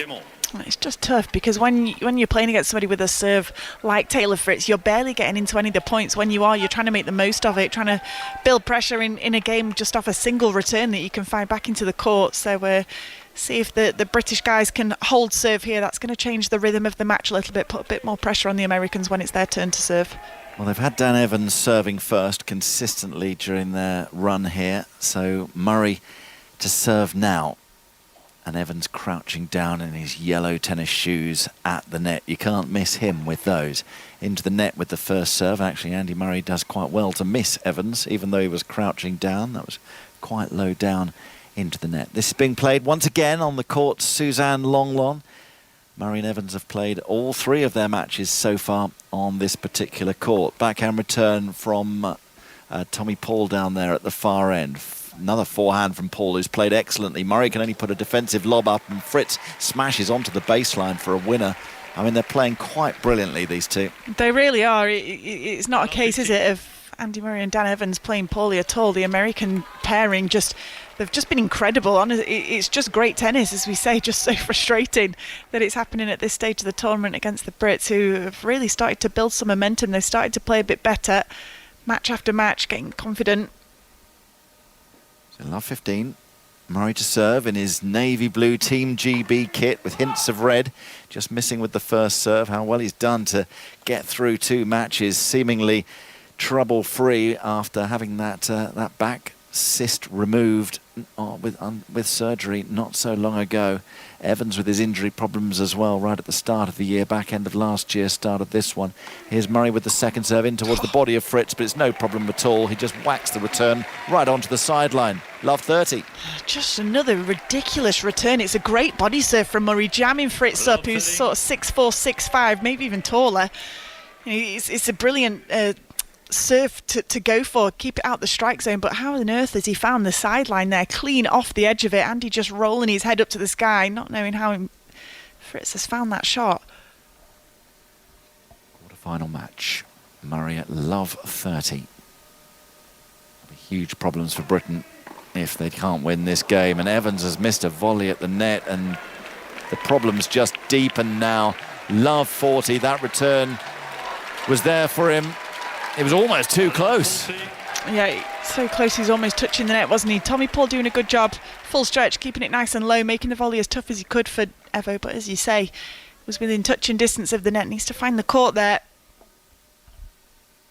Love 43 break points, and the Americans have had it all too easy so far. There's the return from Fritz. This one is just wide. The way he's hitting the ball, I think he fancied making that one as well, and didn't miss by much. Just oozing confidence, aren't they? They're just smiling every single point, win or lose, because they're just out there swinging free. Incredible, just not feeling the nerves at all. The fact this is a quarter-final at the Olympics, it looks like it's the first round of an ATP event. They've been busy as well, haven't they? Paul lost to Alcaraz earlier on today. Fritz lost yesterday to Massetti, and it's simple for Fritz here to drive a forehand winner, to pierce the two British players down the centre of the court. Such a good place to go so often in doubles, and it does look, as things stand, like we're entering the final certainly half an hour of Andy Murray's remarkable career, because Fritz and Paul for the United States lead this match, Kelly, by a set and a break now, 2-1 in the second. Jonathan and Naomi, thank you very much. You join us live at the Eiffel Tower Stadium, where we're watching the beach volleyball. 3 matches this evening. The first of them was won by Brazil's women. They won it in straight sets against Italy. The noise you can hear is the encouragement for the French team who are on court at the moment. They're taking on Poland. They've just warmed up. That one is about to get underway. What's been really entertaining about this are Julien Laurent, the little actions that we see sort of part way through, but between points and when there's a sort of change of end. And we have these, when you go and watch live basketball, if you go to, say, Madison Square Garden, they bring these incredible young athletes out and they do backflips and they're throwing each other off. Oh, It's the that pom-pom girls, very pom-pom, athletic yeah. style cheerleading, whatever. Cheerleading, Here, yeah. we have maybe 5 or 6 people in lemon who are doing some form of interpretive dance. Yeah, it was lovely. And then Edith Piaf's song that then got a bit more groovy and everybody claps and stuff like that. But yeah, you and I were quite surprised to see them rocking up on it. Did sort of bring the energy levels down. The volunteers are doing brilliantly though. They've started a conga around the middle of the stands, just trying to keep the energy levels up. We will keep you up to date with everything that is happening here. There's also British action in the BMX. Let's catch up on that with Victoria Pendleton and Conor McNamara. Beth Shriver from Essex is back at the top of the starting ramp, having won her first run. She gets ready to go in run 2. She's in the second heat this time round after the first run, after that impressive performance. And if she can win this one as well, Victoria Pendleton, she'll be as good as there with this run still to go. Exactly. If she gets a good score here, then she can take the pressure off and really just be safe in that final run and clock a few more points. But she was so dominant in her first ride, and I'm hoping she's going to head out and do the same in this. The riders are getting red now. Beth Shriver wearing dark navy with the red trim. Navy, red and white cap, and she's underway out of gate 6, and it's another strong start, immediately propelling herself to the centre of the track, dropping the outside foot, leaning into the turn. Beth Shriver is leading after turn 1. She's absolutely powered round the first 2 bends, jumping high over the jumps. Oh, there's a rider down behind her, but she's clear in the front, still in first position. Clear of the trouble with 1 turn to go, over the bumps and jumps, skipping over the tabletop of the gap jump, around turn 3 and into the final straight. Beth Shriver's about to make it. 2 wins out of 2. Brilliant from the Essex girl. The gold medal winner in Tokyo is looking in top form here in Paris. She's making it look textbook. She's going out there and giving really clean, powerful, dominant performances. It's a really good sign for what's to come. I know there was a little bit of hesitation in terms of her preparation, but she seems to be on top form at the moment. 2 runs performed by Beth Shriver. She's only got 2 points collected. Remember, the fewest points is very good news. You can't have any fewer than 2 out of 2. Brilliant from Beth Shriver, Kelly. Thank you very much, Conor McNamara and Victoria Pendleton. They're across all things BMX. There's also a busy night in the pool, and there is Team GB representation there. We'll get there very shortly. In the meantime, we're going to get the news headlines with Richard Foster. This is BBC Radio 5 Live. Listen on BBC Sounds. President Biden says the largest prisoner swap since the end of the Cold War is a feat of diplomacy. 26 people were exchanged in Turkey. The president says the ordeal is now over for the American journalists Evan Gersovich and Alsu Kumasheva and the ex-Marine Paul Whelan. The BBC says it's checking whether it can recover some of the salary paid to Hugh Edwards, who's admitted accessing pictures of child abuse. He was paid £200,000 between being arrested in November and resigning in April. Sir Keir Starmer says the violence following the fatal stabbing in Southport on Monday was far-right hatred. The suspect in the attack, 17-year-old Axel Rudder-Cabana, has been charged with 3 counts of murder and 10 of attempted murder. The Bank of England has cut interest rates for the first time in more than 4 years. The main base rate is now at 5%. And 5 Just Stop Oil protesters have been jailed for causing serious disruption during protests on the M25 back in 2022. Their sentences range from 1 year and 8 months to 2 years each. Welcome to the Toonie and Russo show in Ibiza! I'm here with 2 of football's most famous friends, Alessia Russo and Ella Toon. What do you mean I can't go on? This is what this holiday's been booked for. It's all about the big inflatable. You're telling me I can't go on? You're crushing my dream. I'm delirious. It's nice to come out and have a bit of a holiday, isn't it? From BBC 5 Live. The Toonie and Russo show with me, Vic Hope. Watch on YouTube and listen on BBC Sounds. This is 5 Live Sport and the Olympic Games. With Kelly Cates. On 5 Live and BBC Sounds. At the Olympic Games, and specifically at the Eiffel Tower Stadium, where the hosts, France, are in action in the beach volleyball against Poland, but they are 10-5 down in the first set. It's the best of 3 sets in this, and the first to 21 points wins the set if they've done it by 2 clear points. So France trail Poland by 5 points to 10. Let's head back to Roland Garros and check in on the tennis with Jonathan Overend.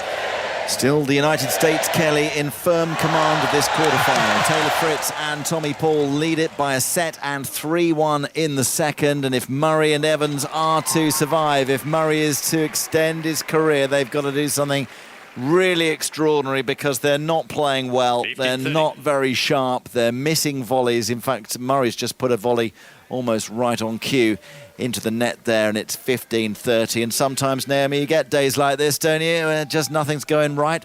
You do, and at the same time that the Brits aren't finding their best tennis, unfortunately for them, the Americans absolutely are. They're just absolutely cracking these returns from Dan Evans' first serve, just passing Andy Murray cleanly as he stood up at the net waiting for the volley.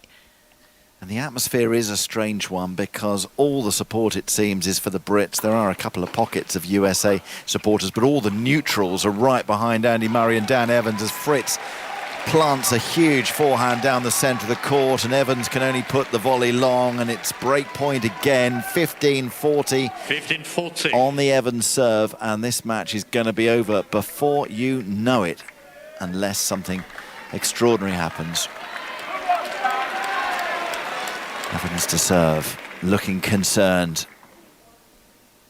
Fires down the delivery onto the forehand of Tommy Paul, who hits the baseline with a gigantic forehand winner straight down the middle. The two Brits pierced by that, and it is two breaks again in this set. 4-1 they lead, Paul and Fritz. I mean, it feels, Kelly, like this match has only just started and it's about to end.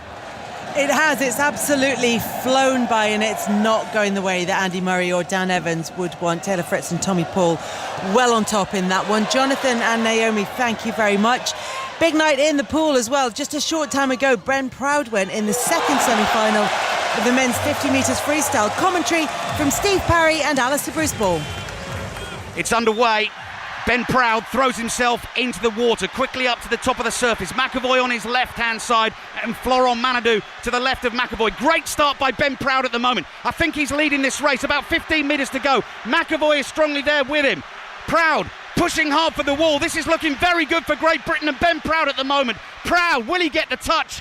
Yes, he will. He'll win the heat. What a swim that is. Ties it with McAvoy.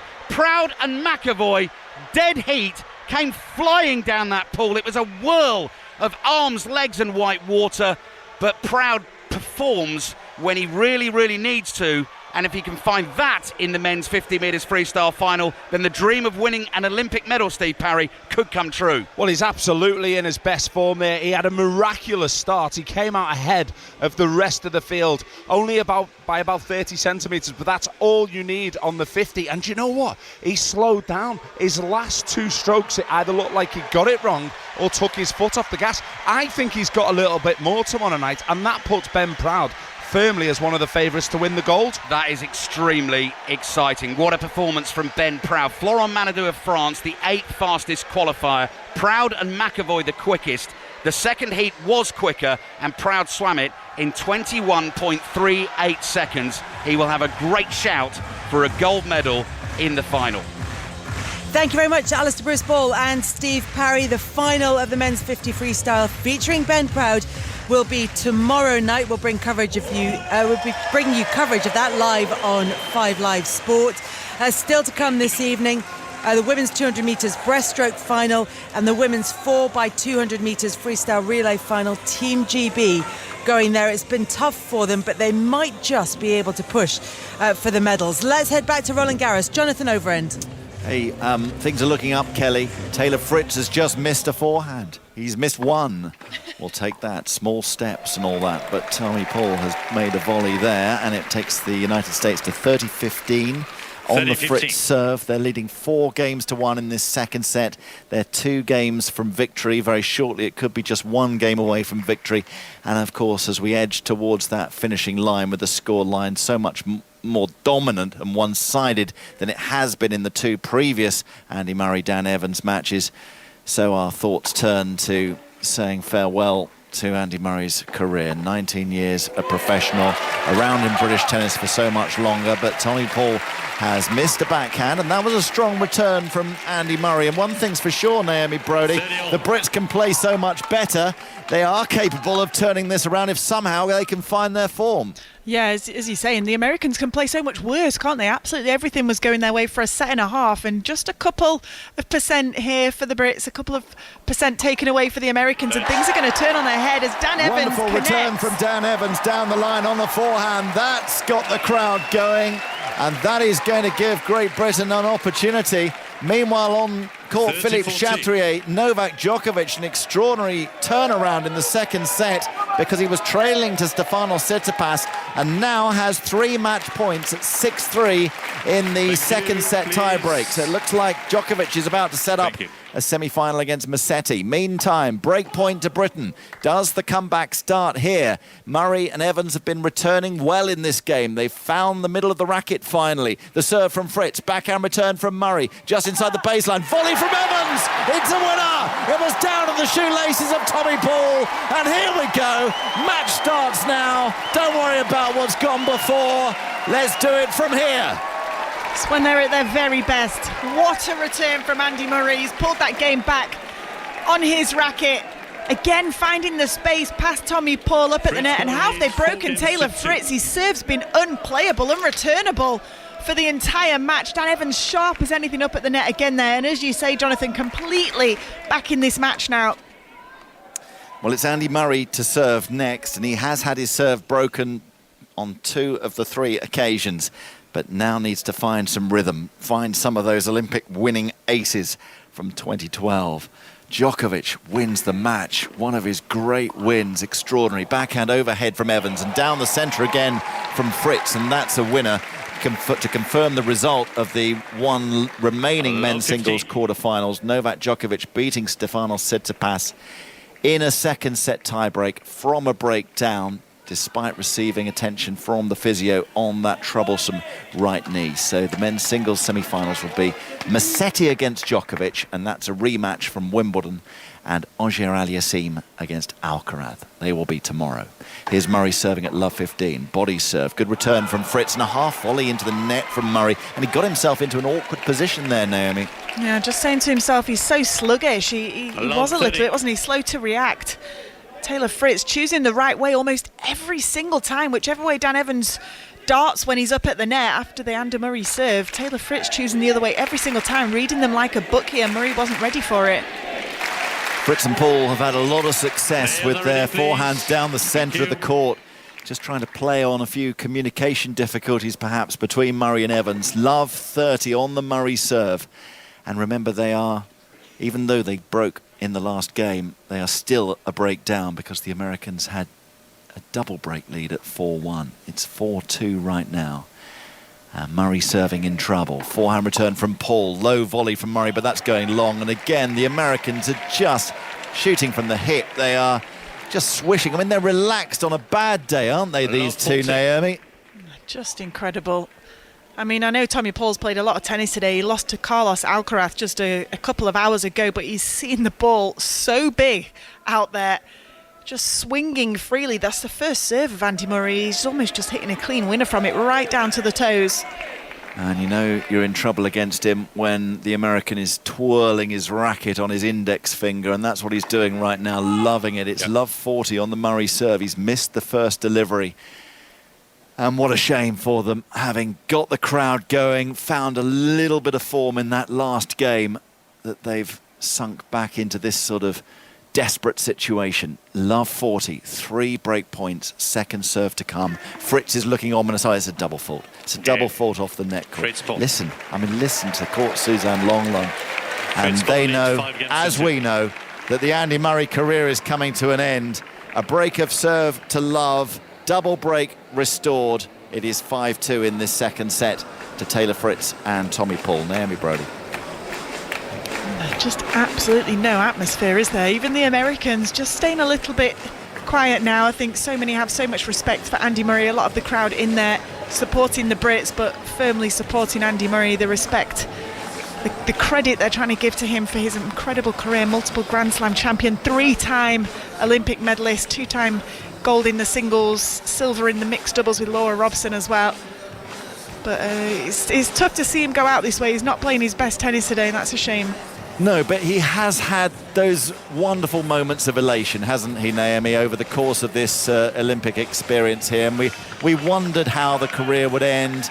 It was kind of meandering, wasn't it, towards an unsatisfactory conclusion with so many disappointing defeats, the injury trouble, first of all in Miami with the Achilles, and then the cyst that appeared on his back. And there just didn't seem any satisfactory way for the Murray career to end. But I just think those moments that he's experienced in the last 2 rounds have at least given him something that when he reflects on his career, he'll remember the Olympic Games of 2024. But he is a game away from bringing down the curtain, and unfortunately for him, it is Tommy Paul, the mean man, who is 27 years of age and 13 in the world, who is looking to close this out for the United States. And credit to them, they'll have 2 teams, the US, in the men's singles semi-finals. Paul serves, and it looks like Evans and Murray have completely run out of ideas as Fritz at the net puts away a forehand volley, and it's all smiles for Taylor Fritz and Tommy Paul. That other US team is Austin Krajicek and Rajiv Ram, and they will play in the semi-finals. Thomas Mahac and Pavlicek from the Czech Republic. The one other team already through to the men's doubles semi-finals is from Australia, that being Matt Ebden and John Pearce. Here's Paul serving into the body of Evans at 30 love. This to go match point up. Evans with the cross-court forehand. Paul down the centre of the court and long, 30-15. Yeah, and funnily, the other American team's the one who knocked Rafael Nadal out of the Olympics as well, wasn't he? So the Americans just taking out the legends of the sport one by one at this year's Olympics. They don't stand on the ceremony. Whether we see Rafa again, you've got to feel it's unlikely, but he's consistently said over the last couple of months that never say never. He hasn't, like Murray, made any sort of definitive statement. And still with Murray, even though he said this is his last tournament, with him you just never know. Backhand return from Murray. Into the net goes a volley from Fritz. And he grits his teeth after playing it. It allows Britain a little bit of a reprieve. They're lucky to be in this position, 30-all. Andy just jumping off his front leg onto the backhand there, generating a little bit more pace. Taylor struggling to control the volley. Tommy Paul serving. Double break of serve, United States in this second set. Defensive chip return from Evans. Forehand drive from Paul. Now makes a low volley. Lob goes up from Evans. Fritz smashes it. Andy Murray keeps it in play. Fritz will have a second smash. Dan Evans keeps it in play. Volley from Paul. Murray will put up a lob. Smash from Paul. Evans won't get that one back. Long it goes. And it is match point to the United States. Couldn't be working any harder to hang on in these rallies to try and turn this match around. Their game just hasn't been there today, but again the Americans just too consistent. 40-30. So match point. And it's surely too much to ask for Britain to save match points 3 rounds in a row. They are trailing this match 6-2, 5-2 against the inspired Taylor Fritz and Tommy Paul. Paul serves, and it's just slightly long. And in all probability, this is going to be the end of Andy Murray's career. What an extraordinary career it has been. It's given pleasure to so many. Backhand from Murray cross-court. Lob goes up from Paul. Murray will smash the ball away to keep that career going for just one more point at least. That's what he's doing, isn't it? He's never going to have these emotions again, what you feel when you're out there on the tennis court. Yes. The adrenaline, the highs, the lows. It's what he's clinging on to. It's why he doesn't want to walk away. Absolutely loves this sport. It's been his life. And if he can just hang on out there for a couple of more points, he'll do anything he can. Well, we're up to 8 now. 8 match points saved by this team over the course of these Olympic Games. Paul serves. Defensive return from Evans. Paul's drive on the forehand. Backhand from Evans. Forehand from Paul. Evans is staying away from Fritz, who's trying to cover the net. Murray's dashing across the net on the other side. Then it's a reaction volley from Murray. The drive from Paul. The lob from Evans. Fritz will smash it away. Evans keeps it in play. Low volley from Paul. Backhand from Evans. Evans now with another backhand chance. Fritz going over the top of the net, but only just. The rally continues. It's a brilliant one. Backhand from Evans. Backhand from Fritz. Backhand volley from Murray. Oh, this is an incredible exchange. And Britain win it as Paul goes wide. Another moment for Murray to just put in the scrapbook, put in the memory bank. They're on the way out, but it's moments like that that he can savour. They've got another break point. What a best of the match by an absolute mile. Taylor Fritz said before this match they needed to get it done and dusted on the first match point because they knew what could happen if not. The crowd are on their feet. Advantage, Murray. Well, you must have been wondering whether there was indeed a crowd in on Court Suzanne Longnon today. They've been so restrained. Well, now we know. They're here, and they're right behind the Brits. Thank you, ladies and gentlemen, please. Bruno Lichtenstein in the umpire's chair. Break point. Murray's backhand return. Backhand from Paul. Will they get one more break celebration? Backhand volley from Evans. That's going to be good, isn't it? Fritz gets there. Murray's forehand. And onto the baseline goes Tommy Paul. Somehow, no idea how Taylor Fritz got to that forecourt ball, Naomi. This is just ridiculous. I can't believe the cross from Dan Evans, as you say. How on earth did Fritz pick it up? It bounced barely over the net. Fritz just getting there in time. And even the winner that Tommy Paul put away just an inch in front of the baseline. Dan Evans threatening to throw his racket in frustration, keeping it in his hand. So on we go in this entertaining 8th game of the match. USA serving for it, but now it's a big return from Evans. And it can't be kept in play from Taylor Fritz. It will be another break point for Britain. The way these guys lift their game with momentum, with the energy. It's just incredible. It's like watching a different team out there, the amount of energy they've got, the way they're hitting the ball right now. Thank you, please. Match point saved again. I mean, they couldn't, could they? Backhand lob goes up from Murray. Overhead from Fritz. Murray's forehand. Forehand from Paul. That's a winner. In fact, the hardest thing about that final winner from Paul was avoiding his mate at the net. It's unbelievable. As you say, he's on the same side of the court as Taylor Fritz. He's actually hit a winner past his left ear through the tram line. Taylor Fritz was on the left side of the court and he's hit it round that side of him. I mean, talk about, we talk about passing your opponent at the net. Well, he passed his teammate at the net. Brilliant stuff. And they are 2 points from victory once again. 2 break points saved. Britain have saved a match point. Tommy Paul serves, backhand return from Evans, but they've got a little bit more zip, the Brits, at the moment. They're playing well, and a backhand from Murray draws an error from Tommy Paul, and Fritz puffs out his cheeks as if to say, I don't want to still be standing here in 20 minutes, because if I am, we could be in big trouble. Advantage, Fritz is getting tight here. He's not moving up at the net. He's got a bit of super glue on the bottom of those trainers right now. They are standing firmly stuck to where he stood. He's not trying to poach. He does not want the ball. OK, well, you'll know about it if Britain win this point. The first serve is missed by Paul. They still have a healthy lead, remember. Let's not get too carried away. USA won the first set. They're 5-2 up in the second. But here's the break point. Backhand return from Murray. Forehand from Murray. Another forehand on the half volley. It's into the net. And Murray could have done better with the first high volley. That was the chance to win the game and seal the break. And again, Taylor Fritz, 2 hands on his forehand volley there, just somehow getting the ball back into play. Half a smile on his face, half through gritted teeth. Doesn't know what emotion he's feeling right now. And he'll be gutted, as you say, he didn't capitalise on that to get the break back. Still in this game, though. You're right about the emotions. It must be a very strange feeling for all these guys out there. Tommy Paul and Taylor Fritz, both very likeable. They've got healthy respect for all opponents, not least someone as great as Andy Murray. Forehand from Murray here. Backhand volley from Fritz. Another backhand volley from Fritz, and that's gone long. And Murray's done a brilliant job of drawing the errors in this game, which continues, and it'll now be a 4th break point for Great Britain. And every time they get one, Naomi, it makes the likely reaction of the crowd all the louder when they do convert it. You stood outside, Jonathan, waving your arms. The crowd are responding as you're speaking, getting louder and louder. They're just forcing Fritz to hit every single shot here, keeping it away from Tommy Paul. Paul to serve, missing again with the first serve. Second delivery. Again, if you hear noise, it's going to be Court Suzanne Longnon, and it's going to be because Britain have broken back. Backhand return Murray, volley from Fritz, it's a winner. It's a winner. 4 break points saved. Not doing enough on the return there. Andy Murray sat up on him on the backhand side. Taylor Fritz covered on the cross court.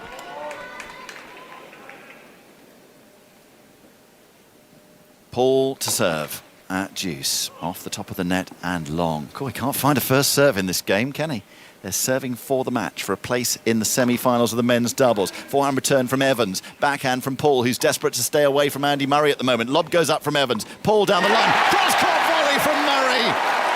He's on fire in this game. 5th break point incoming. What a lob from Dan Evans. Change of direction down the line. Tommy Paul doing well to get across to it, but Andy Murray crossing with the forehand volley for the winner. Set himself up with yet another break point chance. I just want to hear the noise, Naomi. I want them to do it once. Just get the break. Forehand return from Murray defensively. Wide goes Fritz! Here it comes. Have a listen. Attention, please, Nichols.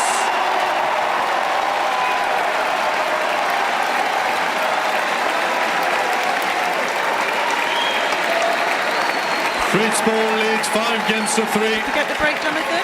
I enjoy that sound, Andy Murray, because you might not be hearing it again. And that's the love. That is the love of, the city of Paris. Sounds like he's at Wimbledon, doesn't it, Naomi? Just incredible. That and was again, great. the reaction of Andy and Dan, what it means to them, the energy that they're giving back to the crowd, they absolutely loving it, soaking up every single minute. So one of the breaks retrieved. It's 5-3, but Britain do need to hold serve again. And remember, that has been a consistent problem throughout this match for both Dan Evans and Andy Murray. It is Dan Evans to serve, the man from Solihull in the West Midlands. 3-5. They've won the first point. Tommy Paul goes wide with the backhand. I wonder if Taylor Fritz is remembering the comments that he made in press when he said this needed to be done at their first chance on if they were to get to match point, because he knows what would happen otherwise. Is that going through his head right now? Most likely, I think. Well, it already feels like a long time ago, doesn't it? It was at 40-30 in that 5-2 game, and just the longer the Brits can eke this out, the more tension will definitely appear in the Americans. You can't see it there as Fritz plays an excellent forehand return for a clean winner, 15-all. It's a big return from Fritz. That's the best shot he's hit for a while, because he is the player on the American team that has been tightening up. Tommy Paul's level hasn't particularly dropped. Team GB have been peppering Taylor Fritz whilst he's been up at the net. He's been missing some volleys, so big return made from him there. Feels like a different match, really does. It makes you wonder where the Brits were for the first half hour of this. Very slow start from them, but it sometimes works like that. Just along with the first delivery from Evans, and a lot of communication between the two of them as to what the plan is on this second serve. There it goes into the Paul backhand. It was a good second serve from Evans, really was strong, and the return goes long and out of court, 30-15. Went for it. As you say, like a completely different pairing, aren't they? The confidence they're playing with, the way that they're going for their shots. Huge second serve. Well, the Brits haven't held serve since the first game of this set. What a difference it would make to sit down with the crowd again, no doubt ringing in their ears. The pressure that would bring on the next USA service game. This is not done yet. 5 live at the Olympic Games as Dan Evans serves, kick serve, backhand winner from Fritz. Again, outright winner. Too good. Down the line, past Andy Murray. 30-all. I think he'd covered the middle there. He left so much of the line open.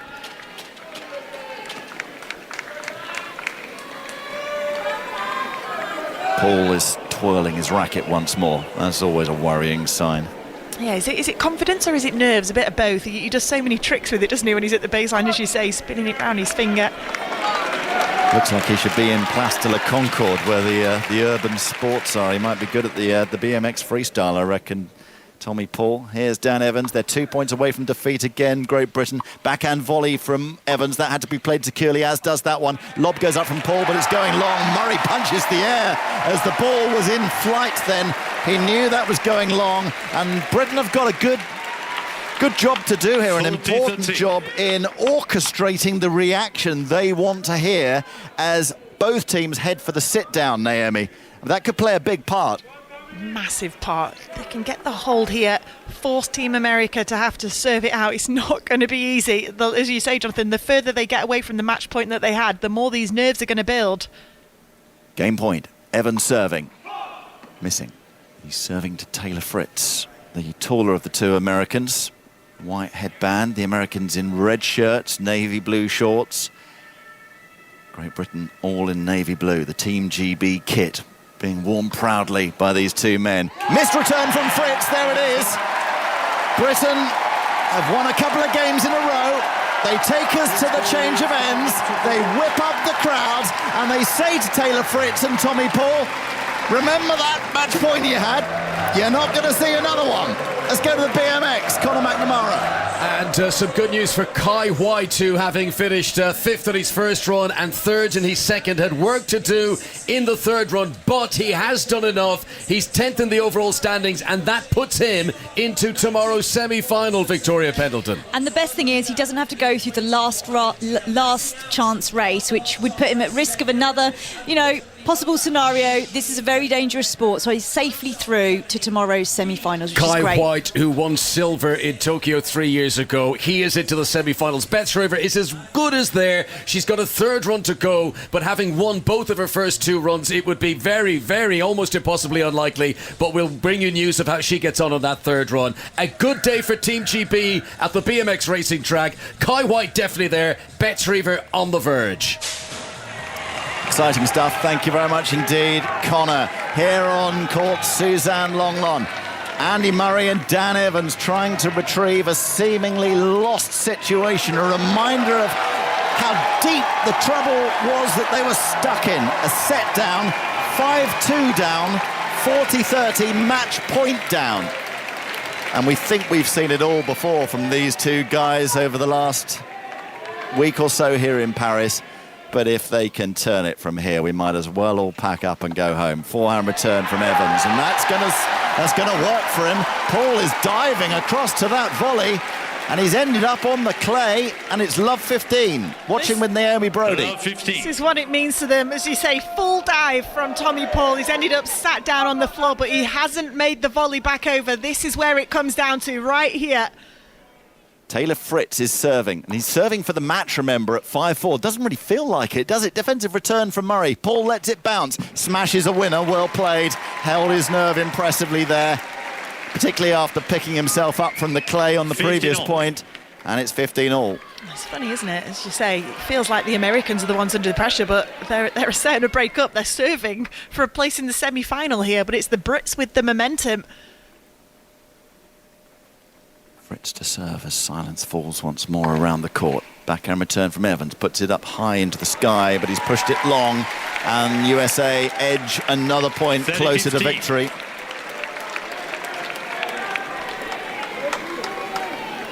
Murray to receive serve this time. Deep position, hopping up and down. Fritz to deliver. Long. Second serve. What will Murray do here? Tommy Paul is at the net, and Murray has to stay away from him with whatever he does with this return. Goes cross court back to Fritz. Backhand from Murray. More down the centre of the court, but long. Their match points down again. Renaud Lichtenstein is going to come down from the umpire's chair to look at the mark, because it was close, but it was definitely long. It didn't miss by much. And so for the second time, the United States have match point to end the career of Andy Murray and to put Murray and Evans out of the Olympics.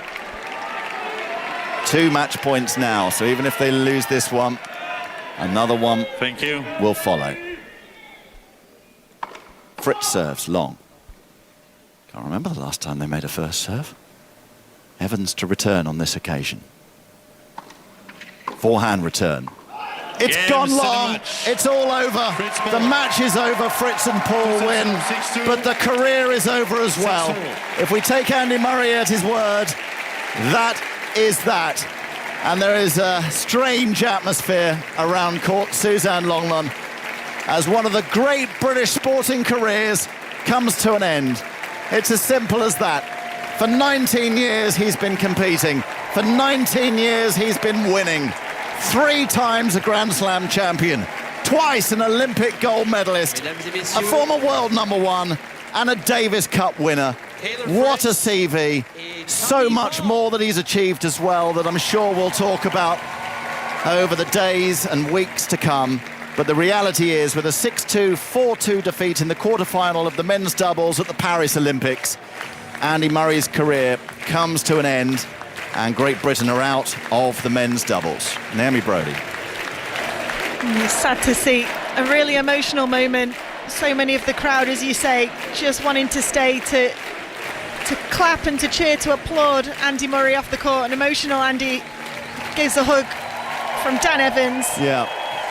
He's keeping it together, Naomi, isn't he? But you wonder for how much longer. It's actually Dan Evans in tears as Murray, as stoic Murray, comes out into the centre of the court. Andy Murray! And that's a really nice touch from Murray to take the ovation, to come out, to understand that the crowd want to give him the love. And he puffs his cheeks out. Reality And ladies and gentlemen, is most definitely there, that is that. And I think by making that gesture, we can now categorically say that this will be the last time we see Andy Murray walk off a tennis court. As I say, he's holding it together better than Dan Evans, his mate at the moment, better than me. Probably better than you in your car or wherever you are right now, because I think in a few minutes' time it will hit us all that we're never going to see him on a tennis court again. And how much he's achieved, how much he's given to this game, how much he's entertained us all, the thrills, the dramas, the ups and downs, the highs and lows. And he's in the discussion, there is no doubt about that, for the greatest British athlete of all time. And while you can't say that definitively, of course you can't, if you were to go to a dinner party and mount the argument for Andy Murray, it would take a very, very strong argument to defeat you. He is one of the greatest British athletes of all time, and that career is now over. Kelly. Jonathan, thank you so much, and to Naomi as well. And a really emotional night. It's quite difficult to watch the pictures of Andy Murray holding it together, but clearly extremely emotional, taking the ovation from the crowd, and then making his way off court, just stopping to sign a few autographs on the way off. But we know from what Andy Murray has said that will be the last time he leaves the court after a competitive match. They are out of the Olympics, but that is not the story here. It is the end of Andy Murray's tennis career. He's brought the curtain down himself, and my goodness, he was raging against the dying of the light. They were throwing everything at it towards the end of that match, and it wasn't quite enough. The American team go through. Jonathan was describing everything that Andy Murray has achieved in his career, his personal achievements. Naomi, I wanted to ask you about the effect that had on British tennis and how you experienced that. I think for so many people that are lucky enough to know Andy personally, it's the involvement and support that he gives, considering all that he's achieved, considering, you know, he's been at the very pinnacle of the sport in the strongest era ever. And, you know, he will always know the results of all the other British players. He'd congratulate you if you won a first round in the lowest level of professional tennis. He'd congratulate his opponents when they broke into the world's top 100 for the first time at 30 years of age. He's so kind, he's so supportive, and he's set the bar for British tennis for years, you know, to show the level of work ethic that's needed, the level of commitment, of discipline. He couldn't have squeezed more out of his career, and it's been so cruel in a way that he's had to fight so hard to finish simply on his own terms, you know, at a time that he himself feels ready to step away from this sport. And even now at the very final stages, he's had back surgery a couple of weeks ago. It's just phenomenal what he's been able to achieve on a metal hip. He's just, the legacy that he leaves will continue to impact British tennis for years, decades to come. And I won't be surprised. I assume he's going to stay heavily involved in the sport, whether that's in a coaching capacity or mentoring capacity, something. But his love for the game and the sport, he'll not be far away. And as Jonathan said, it's not just about what he's given to tennis and what he's achieved in tennis. He is, and it's impossible to say definitively who the greatest sportsman or woman is, but he is absolutely in that conversation for the greatest British sports person of all time. He is. In my opinion, he is the greatest, but obviously I'm in tennis, so maybe I'm biased, but as Jonathan said, if you really sit down and go through the facts, I think it's a really difficult argument to come up to contest it. I actually just quickly put it in Google, and he's the first name that does come up. So I don't think he'd ever accept that honour himself. He's incredibly humble. He's I don't think unaware of what he's achieved, but I think he always wanted more. He's a perfectionist. It was one of the reasons why he was able to be the best. He always felt he could have been better, or he could have done more, and he always expected that much of himself. So, you know, maybe in the years to come, when he isn't playing anymore and he can sit back and actually comprehend what he's achieved in his lifetime, in his career as a tennis player, I hope it one day sinks in. I'm not sure if it will. Can we also advocate, Kelly, because you know the tributes will be fulsome from this moment, can we also pay tribute to how much he has advocated women in sport and equality in tennis, equality across the board, in a sport where so few male athletes put their head above the parapet in that particular conversation. But Andy Murray has been alone really in doing just that. And I think that will very much be part of his legacy. Absolutely, not just from the comments that he made. He had a female coach, and he felt that he had to come out and defend that when Emily Mauresmo was coaching him. And then he obviously made the comments about the Williams sisters when his achievements were pointed out to him as being unique. And he said, well, unique in the men's game. Obviously, the Serena and Venus have achieved that as well. So yes, not just an advocate, but also he delivered on that in terms of the way that he went about his tennis career as well. Victoria Pendleton is listening. She's covering the BMX racing for us this evening. But as a fellow Olympic gold medalist, what are your thoughts on the end of Andy Murray's career, Victoria? Well, I think he's given so much. He's given so much to British sport and the Olympics indeed. I've been lucky enough to meet Andy only on a couple of occasions, and he was always so humble and driven and kind, and that speaks volumes. And I think the legacy is undoubtedly enormous in the wake of him retiring from sport. He has given his whole body, he's laid his body on the line to achieve such great things, and we're all very grateful for that. So I'd like to say thank you, Andy Murray, for being such a hero. And on the note that Jonathan just said, because it was the one thing running through my mind in particular as well, being an advocate for women's sport and women in sport, I appreciate that as a woman in sport. And I'd like to say thank you very much for standing up for women. And Victoria, you understand probably as well as anybody that putting your body on the line, the extent to which Andy Murray has done that. It was 2017 that he's had this hip injury since, or has had the hip problems since, and he's been playing on with that with an injury that would end a lot of other athletes' careers.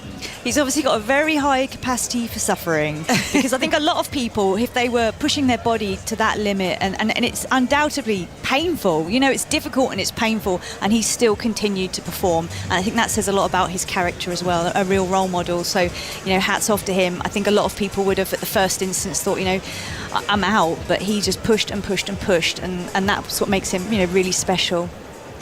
Extremely special, and an incredible career, Naomi. It comes to an end at the Olympic Games. It's something that he took extremely seriously, and actually was probably part of the reason that tennis started to take the Olympics seriously. But it's going to take a little while for his career to be put into context. There'll be lots of tributes paid to him, as Jonathan said, over the coming days, weeks, months and years, and that's a mark of his legacy.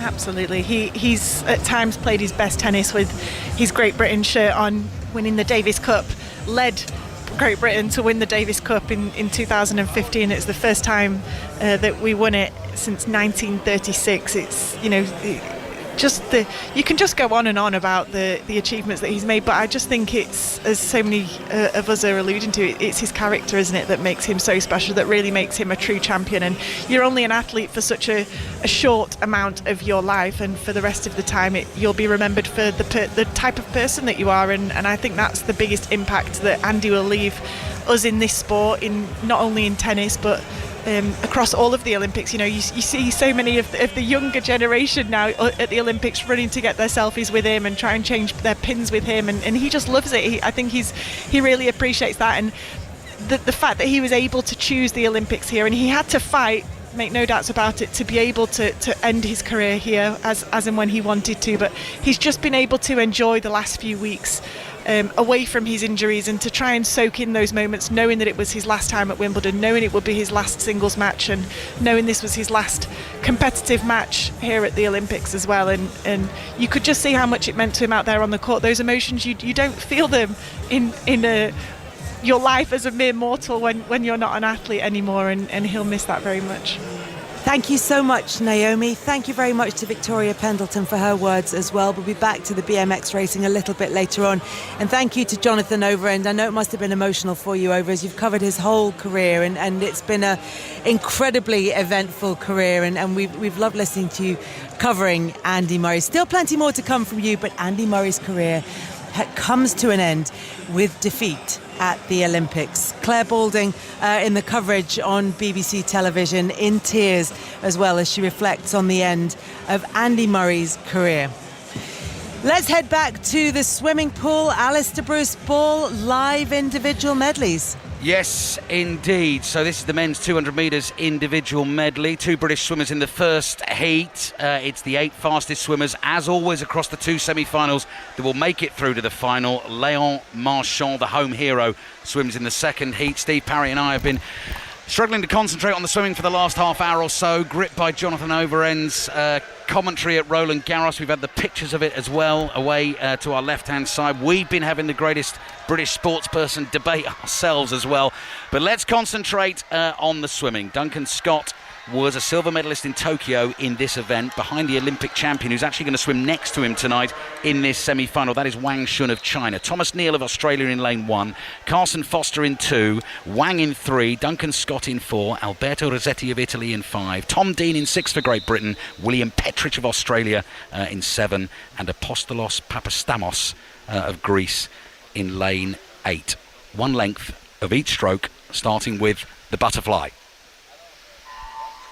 So eyes on Duncan Scott in lane 4, Tom Dean in lane 6. In terms of the qualification swims this morning, Steve, Duncan Scott was the more impressive. Yeah, he really was, and he actually beat Léon Marchand. Bit of a statement swim. I think Marchand was taking it a little bit easy at the end, but the Brits looking good here. What we need from Tom Dean, he needs to go out on the butterfly and the backstroke leg quicker, because he left too much to the freestyle at the end. The Olympic champion Wang, fastest at the turn, followed by Carson Foster, the American. All the swimmers pretty much shoulder to shoulder. They're into the backstroke now, 50 metres of backstroke and about 25 metres of that to go. Duncan Scott in very good position in this race. The Olympic champion Wang to his left in the red shorts and the white cap is probably just leading. Carson Foster, the American, going well in lane 2, and Tom Dean again with just a little bit of work to do as we head in towards the breaststroke. Steve. Yeah, Carson Foster is looking good here. He really has taken the race to the field, and there's work to do for both Duncan Scott and Tom Dean. Wang in 3 is the 3rd fastest ever, only beaten by Ryan Lochte and Michael Phelps, so watch him go. Dean and Scott already gold medalists in the 4x200 metres freestyle relay, chasing a place in the final of the men's 200 metres individual medley here. It is the Olympic champion Wang who is out in front. Duncan Scott is sticking with him, and Tom Dean has some work to do as they hit the turn. We've got 50 metres freestyle to finish. Yeah, and these British boys, they're 2 of the fastest freestylers in the world, so expect them to come here, but they must finish in the top 4. There's another semi to come. Here they come, giving it everything. Duncan Scott looking pretty good here. Tom Dean working hard to get himself in contention. All the swimmers pretty much shoulder to shoulder. Duncan Scott making great ground here on the Olympic champion Wang. Duncan Scott is neck and neck with Carsten Foster and Wang. All 3 of them head to the wall now, and it is Scott who comes second. Foster gets the touch, and Dean swam hard over the last 50 metres to qualify in 4th fastest. Possibly a nervous wait for Tom Dean. Duncan Scott was involved in a right ding-dong over the last 50 metres there. Really was. Tom Dean, why does he do this to us? I mean, he left it so late there, but the last 10 metres, both the British boys using their freestyle specialism to power through at the end. Fast times as well there, Ali. 1:56.9. You know, we've got to put our hands together, and I hope it's good enough for them both to get through. Yeah, Duncan Scott 1:56.49, Tom Dean 1:56.92. Léon Marchand will go in the next semi-final. Favourite for the gold medal, chasing a 4th gold medal at this Games in an individual event. And Daya Sato, the Japanese swimmer, will also be a threat. So a slightly nervous wait, Kelly, and your man Marchand is on his way. I do like that. I'm going to have to end up getting a T-shirt printed with his face on it, I think, just to satisfy your enthusiasm. Thank you very much for now to Steve and to Ali at the pool. We will be back there for that very shortly. So really promising from Duncan Scott there in the individual medley. So really promising for the Brits as well in the BMX. Let's get the very latest from Victoria Pendleton and Conor McNamara. Hi, Kelly. A near flawless performance from Beth Shriver, the 25-year-old from Essex, the reigning gold medal winner from Tokyo. She is into the semi-final here at Paris 2024. Second on the leaderboard behind the Australian Sayu Sakibara, and it was brilliant. I mean, she just left her opponents in the dust behind her. Bethany Shriver has been very impressive tonight, Victoria Pendleton. Yep, winning all 3 heats convincingly. She looked very determined. She pushed right through the line, and it was just mechanical. She got it done, clinical, done, finished. Made light work of her heats, and is looking like very, very promising for the semi-finals and the finals. And interestingly, 3 of the top riders, Bethany Shriver, Saya Sakibara of Australia and Elise Willoughby, USA, all very, very good riders, all won all 3 of their heats. So those 3 women are head and shoulders above the rest. And we've been looking at their times. It's almost identical. I mean, split seconds between them. Assuming those 3 get in the final, that is going to be really exhilarating, Kelly. Thank you, Victoria, as well. We are approaching 10 o'clock here at the beach volleyball. 10 o'clock Paris time, that is. If you're on your way somewhere, don't panic. It's 9 o'clock UK time. And at 10 o'clock, we have a spectacle to come in front of us, which we will take you through very shortly. In the meantime, we're going to head back to the pool because, Jules, if I'm a super fan, I don't know what that makes you for Léon Marchand. I'm in love with Léon, I think. Like the rest of the country. It's just, this is in now. And we said at the start of the games, when we started talking about him, that not only was one of the faces of the games, but also if everything went well and according to plan, that would take him to another level and another planet. And that's exactly what's happening. Today, everybody in the country is talking about him.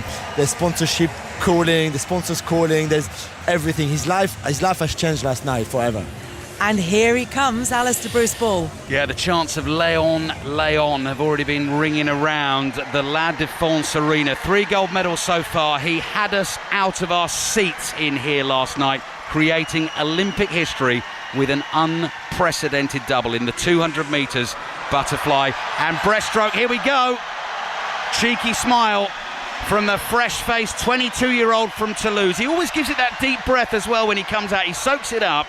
And then there's one deep breath, and it's right. Here we go. This is only a semi-final, no medals on the line here. But you sense as well, Steve, he wants to entertain his public. There's a showman in there as well, I think, a little bit. Yeah, absolutely. And we've seen him build in confidence every day. There was a little bit of trepidation when he walked out day 1 for that 400 medley heat. He didn't know what form he was in, and he didn't know if he was going to deliver the goods. As we've gone through the meet, his confidence has just skyrocketed. There's a strut there in his walk, and I like it. Duncan Scott and Tom Dean have already swum. Tom Dean 4th fastest in the heat, 1:56.92. So we'll have to keep a close eye on all the times in this heat. The 8th fastest will swim for the medals tomorrow night. Finley Knox of Canada, lane 1. Jeremy Desplanches of Switzerland, lane 2. Shane Casas, the American, in 3. Daya Sato of Japan in 4. Léon Marchand in lane 5. Ron Polonsky of Israel in 6. Louis Clarebert in 7, the New Zealander. And Jawad Sioud, the Algerian, in lane 8. But all eyes once again drawn to the star of the Paris 2024 Olympic Games. That French tricolour flag proudly emblazoned on the side of the dark blue swimming cap. Riders always do riders, swimmers to the blocks. Butterfly first.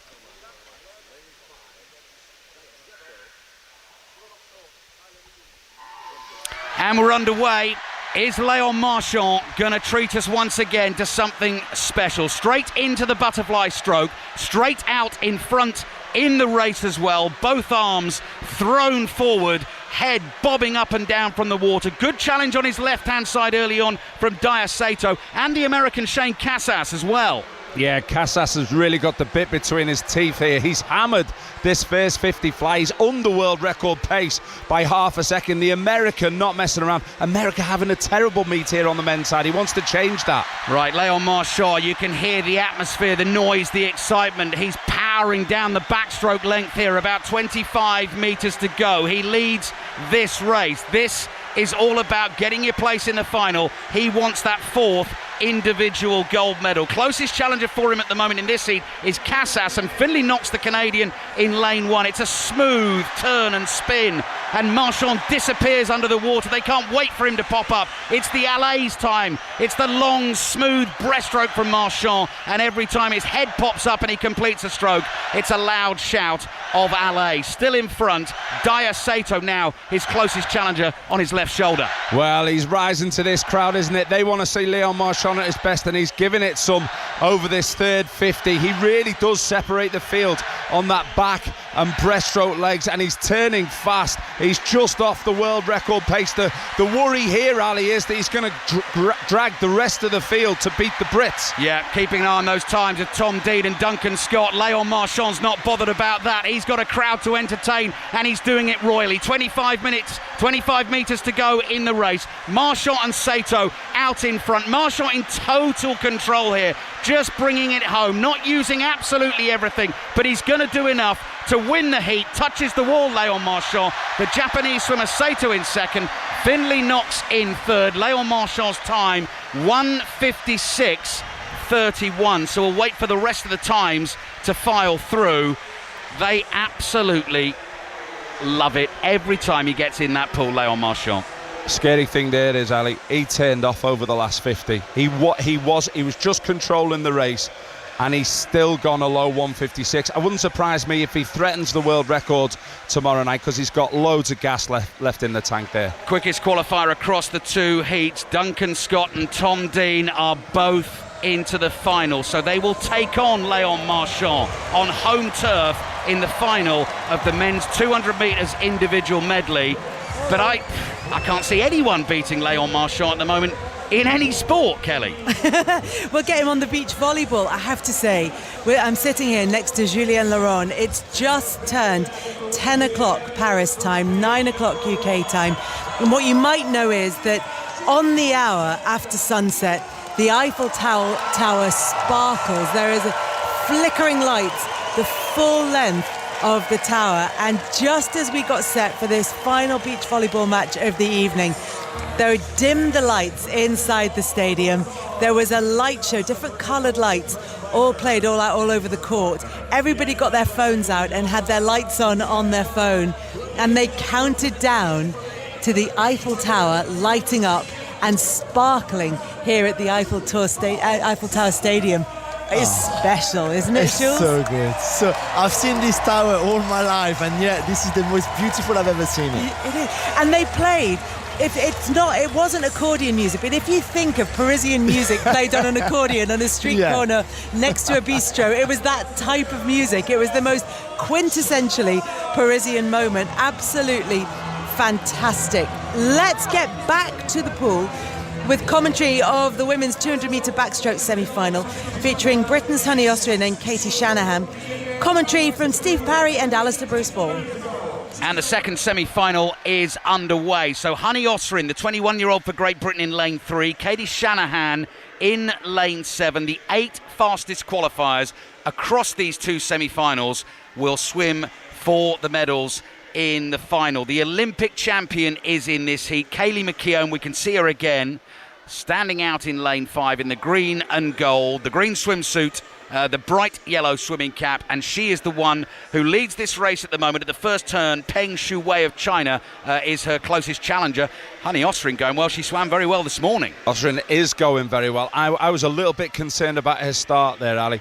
I thought she actually went past 15 metres, but well, let's forget about that for now, maybe come back to it later. But she's looking great at the moment against these best backstroke swimmers in the world. Yeah, it's interesting you mentioned that, Steve, because in the heats of the men's backstroke, Luke Greenbank fell foul foul of that, didn't breach the surface until after 15 metres and found himself disqualified after a good swim. We do not want that for Hani Osrin in this race. Just under 100 metres to go. Osrin is right in contention here at the moment. McKeown still leads. Peng Shu Wei on her right-hand side is close, but Hani Osrin is pretty much swimming stroke for stroke with the Olympic champion at the moment. Where is this coming from? This third 50 is full of energy for Osrin. She's really winding it up. She must be at the head of the race now. She is on for a fantastic time here. She is the leader. Can she keep it going over the last 50? The 21-year-old, the British champion, ranked 13th in the world coming into these Olympic Games, but she has found something quite special today in both of these heats. Kaylee McKeown is stepping on the gas for Australia. Hani Osrin is sticking with her, and Katie Shanahan has work to do in front of us in lane 7, but she is doing her absolute utmost to try and get through to this final. Hani Osrin is just losing a bit of ground now. McKeown still has the lead. Peng Shu Wei of China is coming on strong, and Hani Osrin just needs to drive and keep going. Couple more strokes. She touches the wall now. Second fastest in the heat, and Katie Shanahan brought it through quickly at the end. Fourth fastest in the heat. Kaylee McKeown, the Olympic champion, was the one who got the touch first. But that was impressive stuff, Steve Parry. Well, they both might have a chance there. Osrin, she went out so hard. She surprised herself hand over mouth at the end of that race. She can't believe she's just knocked in a 2:07. And Shanahan as well with a 2:08. Could have two Brits in the final of the 200 metres backstroke here. I'm looking at the results right now. Hani Osrin third fastest, Katie Shanahan seventh fastest. We do indeed have two British swimmers swimming for the medals in the women's 200 metres backstroke final. Fantastic from the British swimmers. And we can go straight back to Alistair Bruce Ball and Steve Parry, because the women's 4x200 metre freestyle relay final is about to get underway, Ali. Yes, Great Britain's women will swim in lane 1. One change in the team tonight. Freya Colbert has come in for Medi Harris. She'll be joined by Abby Wood, Freya Anderson and Lucy Hope. You'd have to say they are very much outside contenders for a medal in this race. We are expecting the super strong Australian team to dominate. But in terms of the swimming tomorrow night in the finals, Ben Proud is going to go for a medal, potentially gold in the men's 50-metre freestyle. Osrin and Shanahan both in the women's 200 metres backstroke final, and Scott and Dean both in the men's 200 metres individual medley, along with Léon Marchand. I can't remember a time in British swimming where we've had a 15-minute window to win potentially 3 medals in 3 consecutive races. It's going to be so exciting tomorrow. Don't miss the swimming tomorrow. This, the women's 4x200 metres freestyle relay final. Great Britain in lane 1, Brazil in 2, China in 3, Australia in 4, Hungary in 5, the USA in 6, Canada in 7, New Zealand in 8. And in terms of the Australian challenge, 2 changes for their team tonight. And basically the 2 fastest women ever over this distance come into the team in Molly O'Callaghan and Ariana Titmus. So 4 lengths for each swimmer of the pool, and Molly O'Callaghan is in first for the Australians in lane 4, and she is leading this race at the turn, closely followed by China and the USA. Great Britain over in lane 1, Freya Colbert trying to stick with the pace. This is a high quality race, Stephen Parry. Yeah, it's so high. I think the big question coming in this week on the women's 4x2 are just how much Australia will break the world record by. I mean, the quartet that they have put together is just filthy. There's just talent all over the place on that team. Well, in this final in Tokyo 3 years ago, China won the gold, USA got the silver, Australia got the bronze. All 3 teams broke the original world record. It was an epic race, and we think those 3 are going to go at it again this evening. At the moment, Molly O'Callaghan is out in front for Australia. USA in lane 6 are right up there, and China on the left-hand side. They are the 3 strongest teams. What are you making of the swim of Freya Colbert at the moment for Great Britain over in lane 1? Well, what a decision that was to bring her into the team tonight. She's doing fantastically well. She's turning in 1:26. I mean, if she can knock in a good last length here, Great Britain will be in contention after the first leg. Well, we're going to keep an eye on the world record pace potentially being set this evening. Molly O'Callaghan stepping stepping on the gas. Smooth, long arms, straight stroke, slicing through the water, bringing her down to the first takeover in this race. Yang Junhuan has swum well for China. She is right in touch with the Australian team here. There's the takeover, and Lanny Pallister is the next in for Australia. Abby Wood in lane 1 for Great Britain, just emerging now, and I would say about 5 metres behind the front of this race. Lanny Pallister out in front for Australia. China definitely in second place at the moment. After that, it's pretty close between the rest of them.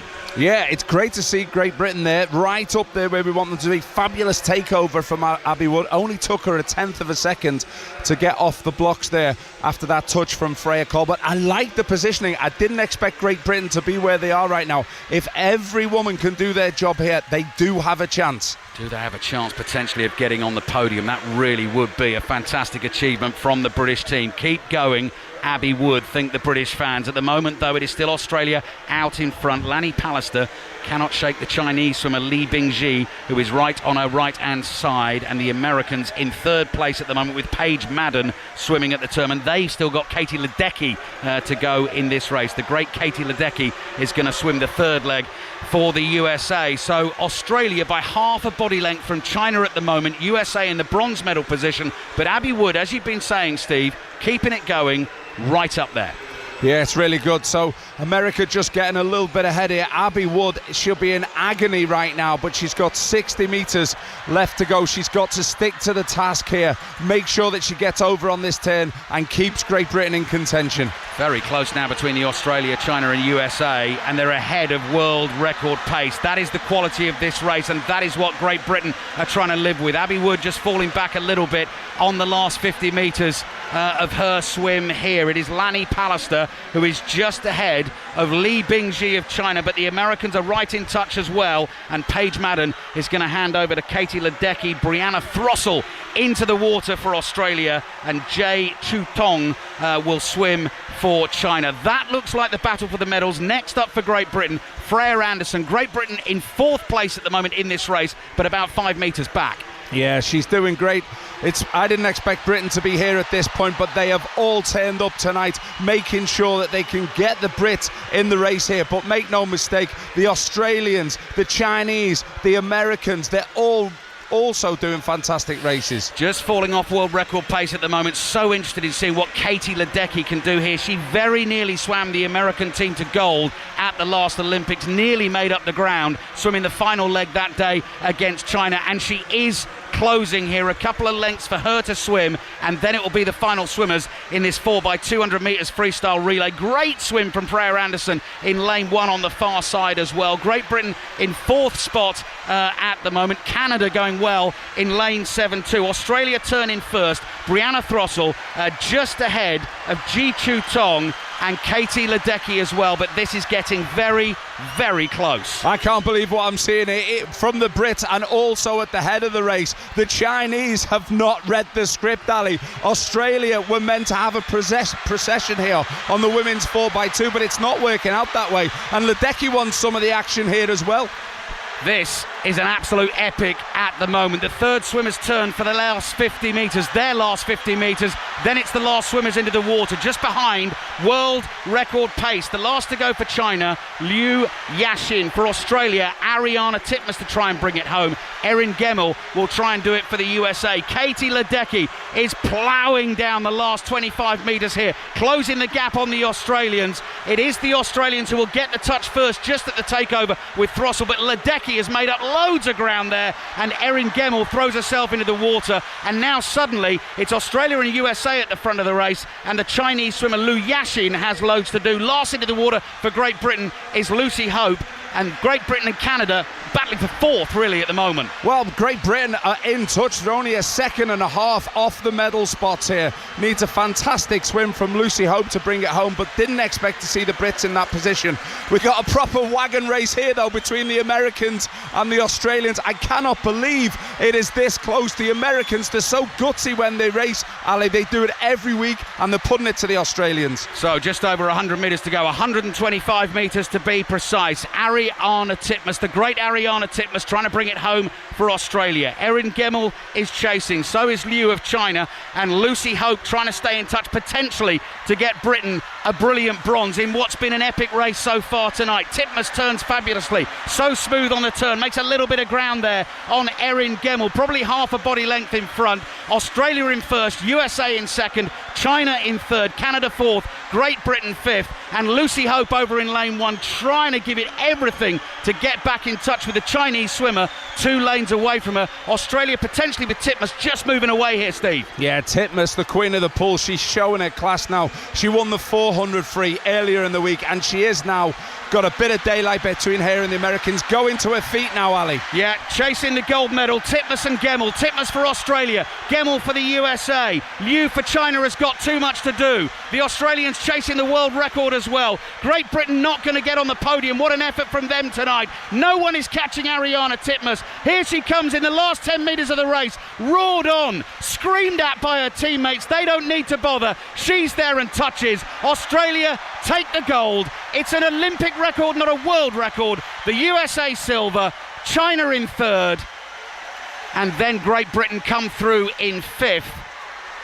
Brilliant swim from the great British team, but the quality so high in that race, and the Australians pushed all the way, but when they gave it to Ariarne Titmus, they gave it to the right woman, because eventually, over the last 100, over the last 50, there was no catching her. Oh, brilliant race, Ali. Really enjoyed the 4x200s, and they needed Titmus in the form that she's in to bring that home. Smashed the Olympic record by 2 seconds and just missed out on the world record by half a second. But brilliant race. Well done to China and America as well in there. The way it unfolded was brilliant. Yeah, so Australia gold, USA silver, China bronze. In Tokyo, it was China gold, USA silver, Australia bronze. Great Britain in fifth, Canada in fourth. Cracking race to finish off the night in the pool, Kelly. I think you're back with us tomorrow night when we have got British representation in the first 3 finals of the evening. It has been some meat here in Paris. Thank you so much. And an Olympic record. And I've just had, people who are not normally interested in sports will get invested in the middle of an Olympic cycle. And my sister's just texted me to say, I can't believe she's got an Olympic record in a slow pool. So it's breaking through. It is breaking through. Fantastic there from Ariarne Titmus. I'm really looking forward to being back in the pool tomorrow for a huge night of action, and we'll bring you all the details of that. We're at the beach volleyball this evening with Julien Laurent, watching in front of the Eiffel Tower that is now lit and casting a shadow over the beach volleyball court. At the moment, the USA are trailing China by 14 points to 9. To remind you of the scoring, it's first to 21 points by a clear 2 points, and then best of 3 sets. Great venue, fantastic entertainment, and the crowd are being kept going by this group of volunteers and kind of on-court entertainment. Great crowd, great atmosphere. I mean, Léon Marchand probably would have done better at beach volleyball than the French team, who were dreadful. But we can't have Léon doing everything, because obviously, he needs to focus on the swimming. But yeah, great night here, really great night. Really lovely night here, but France were on the losing side earlier on. That was the men, and earlier on Brazil's women beat Italy in the first match of the evening session. We're going to reflect on Andy Murray's career, which came to an end at the Olympics earlier on today when Great Britain were beaten by the USA in the men's double tennis. That's coming up after the BBC News with Richard Foster. The voice of the UK. This is BBC Radio 5 Live. The Prime Minister says police forces will be able to work much more closely to tackle the violence we've been seeing this week. More than 100 people were arrested in London last night, and there were disturbances in Hartlepool, Manchester and Aldershot. Sir Keir Starmer says people who want to commit disorder must be treated like football hooligans. Well, that violence followed the murders of 3 young girls in a stabbing in Southport on Monday. The 17-year-old boy charged over their deaths has been named as Axel Rudakabana. A judge lifted the ban on revealing his identity when he appeared in court in Liverpool earlier. 26 people have been exchanged as part of the biggest prisoner swap between Russia and the West since the Cold War. 3 Americans have been returned, including the Wall Street Journal reporter Evan Gersovich. 12 German nationals and a Russian political prisoners will go to Germany. 8 people are being returned to Russia. And the Health Secretary Wes Streeting has urged GPs in England to reconsider taking industrial action. Family doctors have voted in favour of an immediate work to rule in a dispute over their funding. GPs won't go on strike, but their union, the BMA, says they can limit appointments to 25 a day. Whatever you're in the mood for this summer, find it on BBC iPlayer. Aha! I'm in! Dive into explosive US box sets like Suits. The bar tried to get me to take over as managing partner. They can't do that. They can and they have. Buckle up for original comedy with Black Ops. This sounds dangerous. It is. We'll do it. Kate, will you stop just saying we'll do it? Or binge on gripping drama like Kin. We're going to have to increase revenue and that will mean expanding out of Dublin. If we don't, find a new supplier. We're finished. Watch on BBC iPlayer. The Olympic Games, Paris 2024. With Kelly Cates. On BBC Audio 5 Live. Andy Murray's glittering career is over. Evans to return on this occasion. Forehand return. It's gone long. It's all over. The match is over. Fritz and Paul win. But the career is over as well. If we take Andy Murray at his word, that is that. And there is a strange atmosphere around court Suzanne Longnon as one of the great British sporting careers comes to an end. It's as simple as that. Murray and Dan Evans were beaten in the men's doubles quarter-final by Taylor Fritz and Tommy Paul of the USA. Murray retires as a two-time Wimbledon champion. He also won the US Open and 2 Olympic gold medals. No golds today for Team GB, but they do have a silver and 2 bronzes from this morning's rowing. And it's bronze, a brilliant, brilliant bronze for Becky Wild and Matilda Hodgkins-Byrne. And Great Britain, after a poor start, are the Olympic bronze medalists. It's going to be so tight, and it's gold for the Netherlands. And GB just miss out in silver. There was disappointment for Rio gold medalist Joe Clark in the men's kayak singles final. He could only finish 5th. Elsewhere today, injury has ruled Jake Whiteman out of the Olympics. Skateboarder Sky Brown has dislocated her shoulder, but will continue to compete here in Paris. And GB are through to the hockey quarterfinals in both the men's and women's tournaments. The Olympic Games, Paris 2024. With Kelly Cates. On BBC Audio 5 Live. On the retirement of Andy Murray, Queen's Club have renamed their centre court the Andy Murray Arena, and of course there will be plenty of tributes to Andy Murray as his career comes to an end over the coming days, weeks, months and years. We're at the beach volleyball at the Eiffel Tower Stadium. Julien Laurent is alongside me. We've seen a spectacular light show. We had to wait for sunset. We had to wait till 10 o'clock Paris time.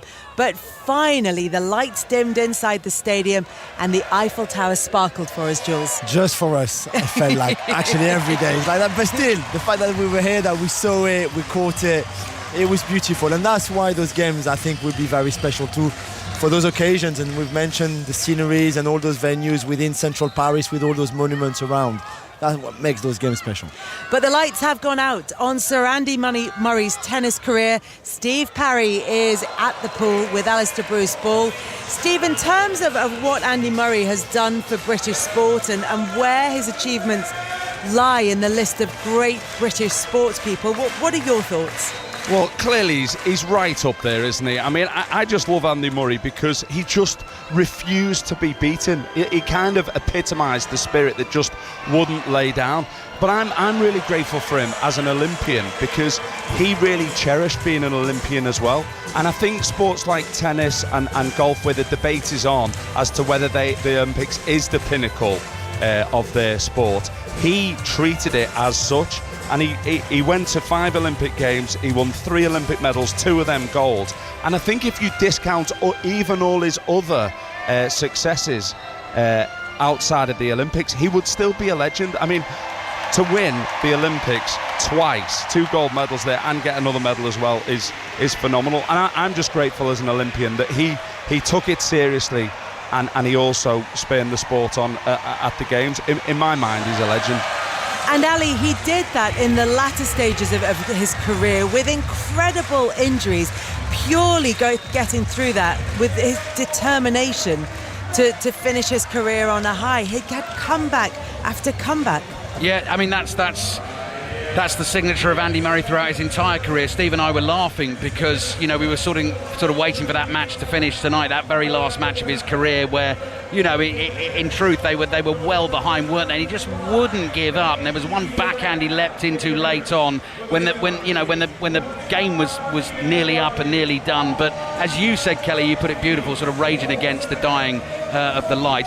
I think, Kelly, I've got in these conversations in pubs before, in terms of the greatest British individual sportsman or woman, I think for me, I'd be that person sitting at the dinner table arguing for him, and a lot of that is to do with the quality of the opposition that he faced in his career to win his 3 major titles and his 2 Olympic medals against the very greatest players that ever played the game, to hold his own. So many painful defeats in finals as well, and one of my favourite sporting experiences ever, having covered sport for the BBC for over 20 years, I've already mentioned it during these Olympic Games, was watching his gold medal win in Rio, again battling against the partisan Argentine crowd, him and Del Potro, just 2 absolute warriors going at it, and it was exceptional to watch, and we've been very lucky to have him to watch for so long, and we are desperately going to miss him on the tennis court.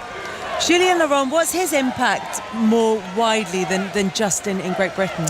A tennis legend, and I agree with what Ali just said. I think he was unfortunate in a way to be in the era of Djokovic, Nadal and Federer. Otherwise, his career would have been even greater because he would have won more. And it's just and we haven't touched upon the Davis Cup just yet, but quickly, because we mentioned the gold medals and here for Great Britain, but his love for the Davis Cup, his love for his country overall, I think, and for the, Naomi said that earlier, for all the British tennis players through all those years, it's just fantastic. And I think, like we've been saying, really, he's going to be dearly missed.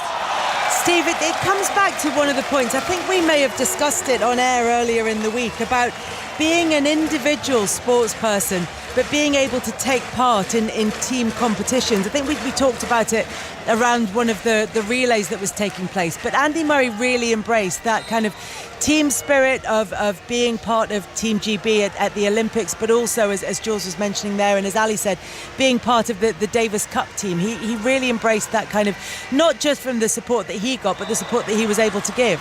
For sure, and I've never heard a bad word said about Andy Murray from his Olympian teammates. You would get superstars, and let's face it, he is a superstar. He's a global superstar. A lot of superstars would choose to stay out the village in hotels like superstars from other countries do. He's having none of that. He's in the village with the team, proud to wear the tracksuit like everybody else, eat round the table like everybody else, and he has humility with that. And I think that's why Andy Murray is so endearing. But again, he's done more for the Olympics and tennis in the Olympics than I believe anyone else has done. He was one of the ones to take it seriously very, very early on. 5-time Olympian, 3 medals. I think it's phenomenal. And Team GB have tweeted, farewell Sir Andy Murray, 5-time Olympian, 3-time Olympic medalist and British sporting legend. He is British, he is specifically Scottish, and the Scotland men's team have tweeted, thanks for the memories, Andy Murray, all the best in retirement, you're welcome at Hampden anytime. And Sir Keir Starmer, the Prime Minister, putting it exceptionally well. 1 Davis Cup, 2 Olympic golds, 3 Grand Slams. But more than that, thanks Andy Murray for 2 decades of phenomenal entertainment and sportsmanship. A true British great.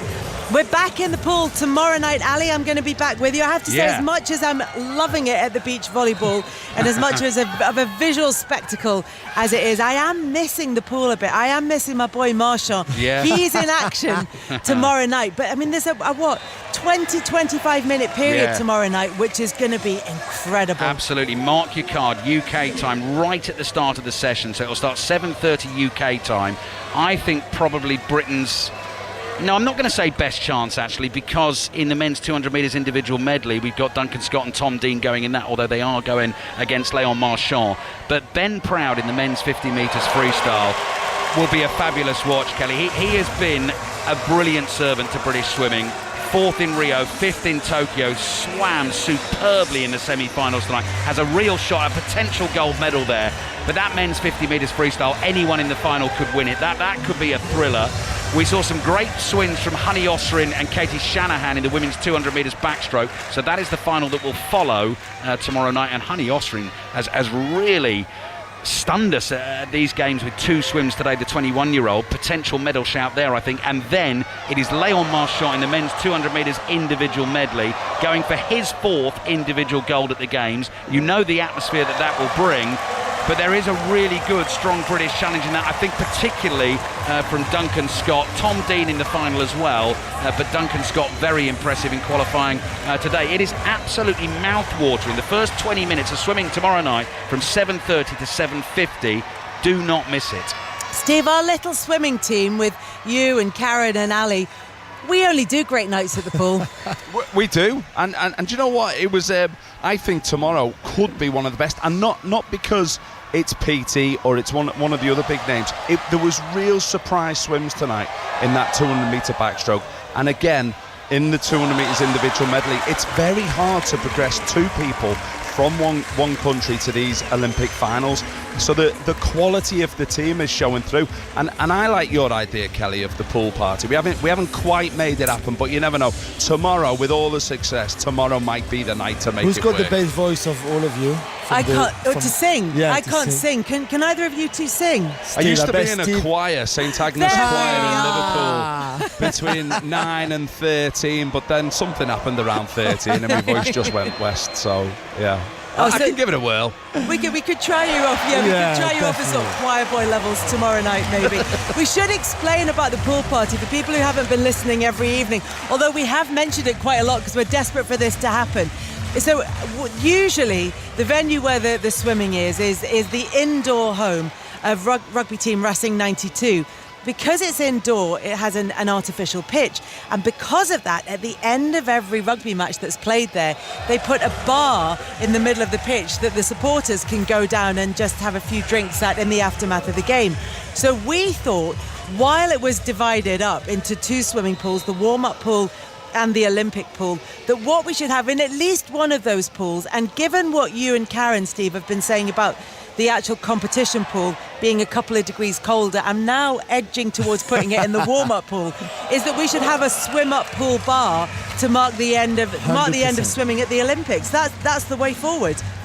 Well, do you know what? I think it may be even more popular. We got 17,000 people turning up here every night. The tickets are exchanged hands for €700 outside, but the pool bar will just tip it over the edge, make it even more popular. We need a Léon Marchand-inspired cocktail, a little non-alcoholic Léon Marchand cocktail. Kelly, you're not going to turn up in your Léon Marchand t-shirt, your Léon Marchand skirt, and your Léon Marchand mask. We have to make this happen. Drinking a Marchandarita. That'll be me tomorrow night. Right, let's get on to the rest of the day's sports stories before we get distracted by pool bars and the like. Thank you very much to Alistair Bruce Ball and to Steve Parry. The athletics gets underway properly tomorrow at the Stade de France. Jake Whiteman, the 1500 metre world champion in 2022, has had to withdraw because of a hamstring injury. 2023 world champion Josh Kerr runs tomorrow in the 1500 metre heats. He spoke before the tournament about how wearing sunglasses could help propel him to victory. I think that was back in 2022 in Oregon. It was the first time I'd worn the sunglasses, and I chucked them on. I was wearing, I think they were a gold pair, so you couldn't see my eyes.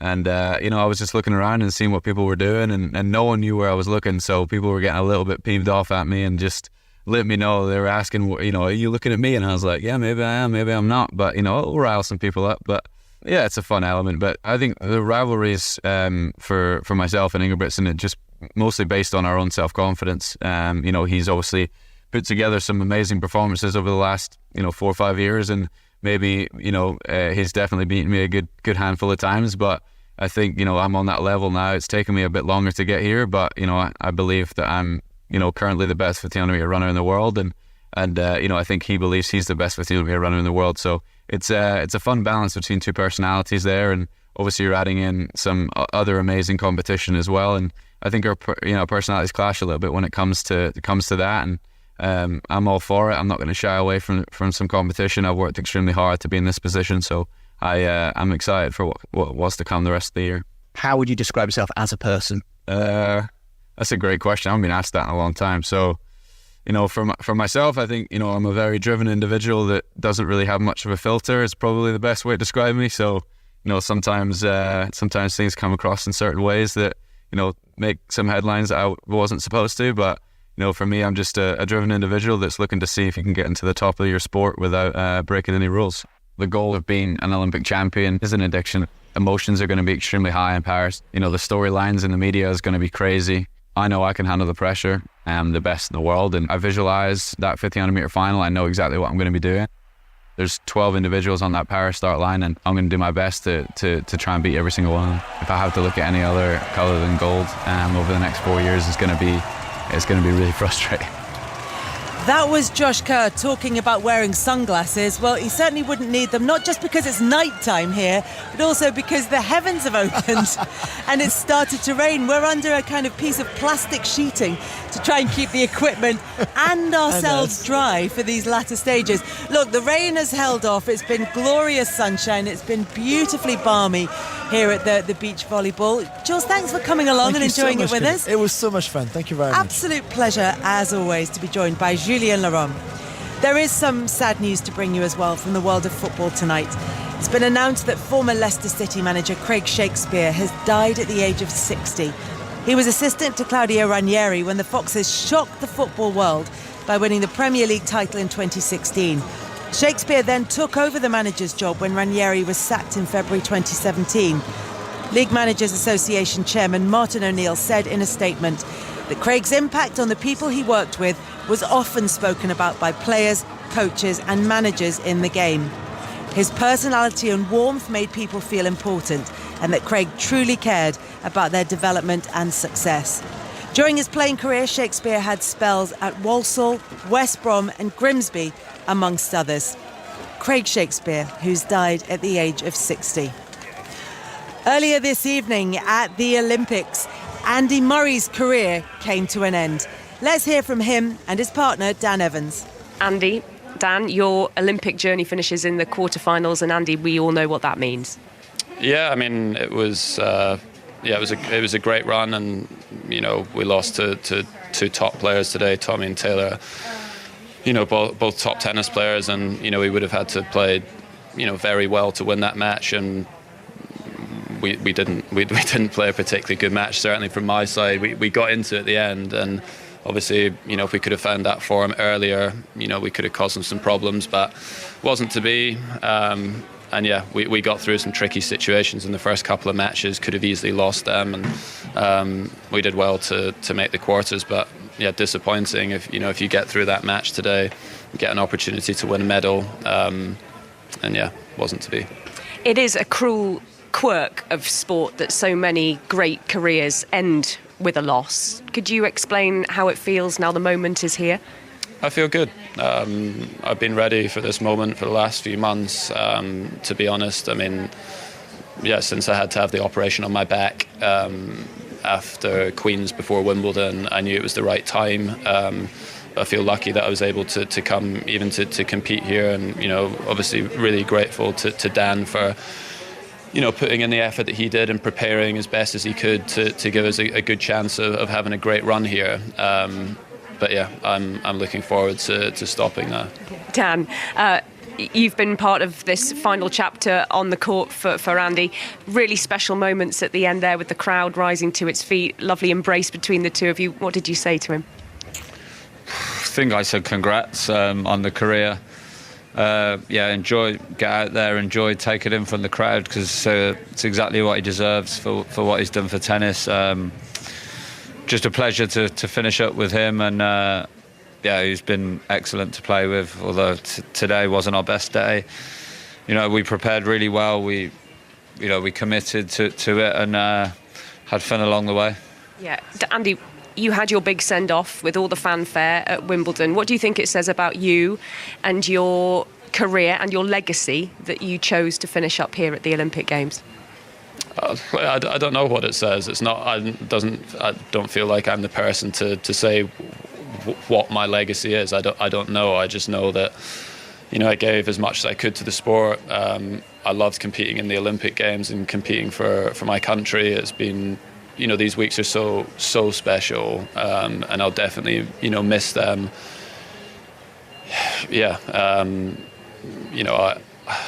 I've done everything that I could to prepare and get ready for this event, and I really wanted the Olympics to be my last one. And like I said, just grateful to Dan for agreeing to play and giving it a great shot.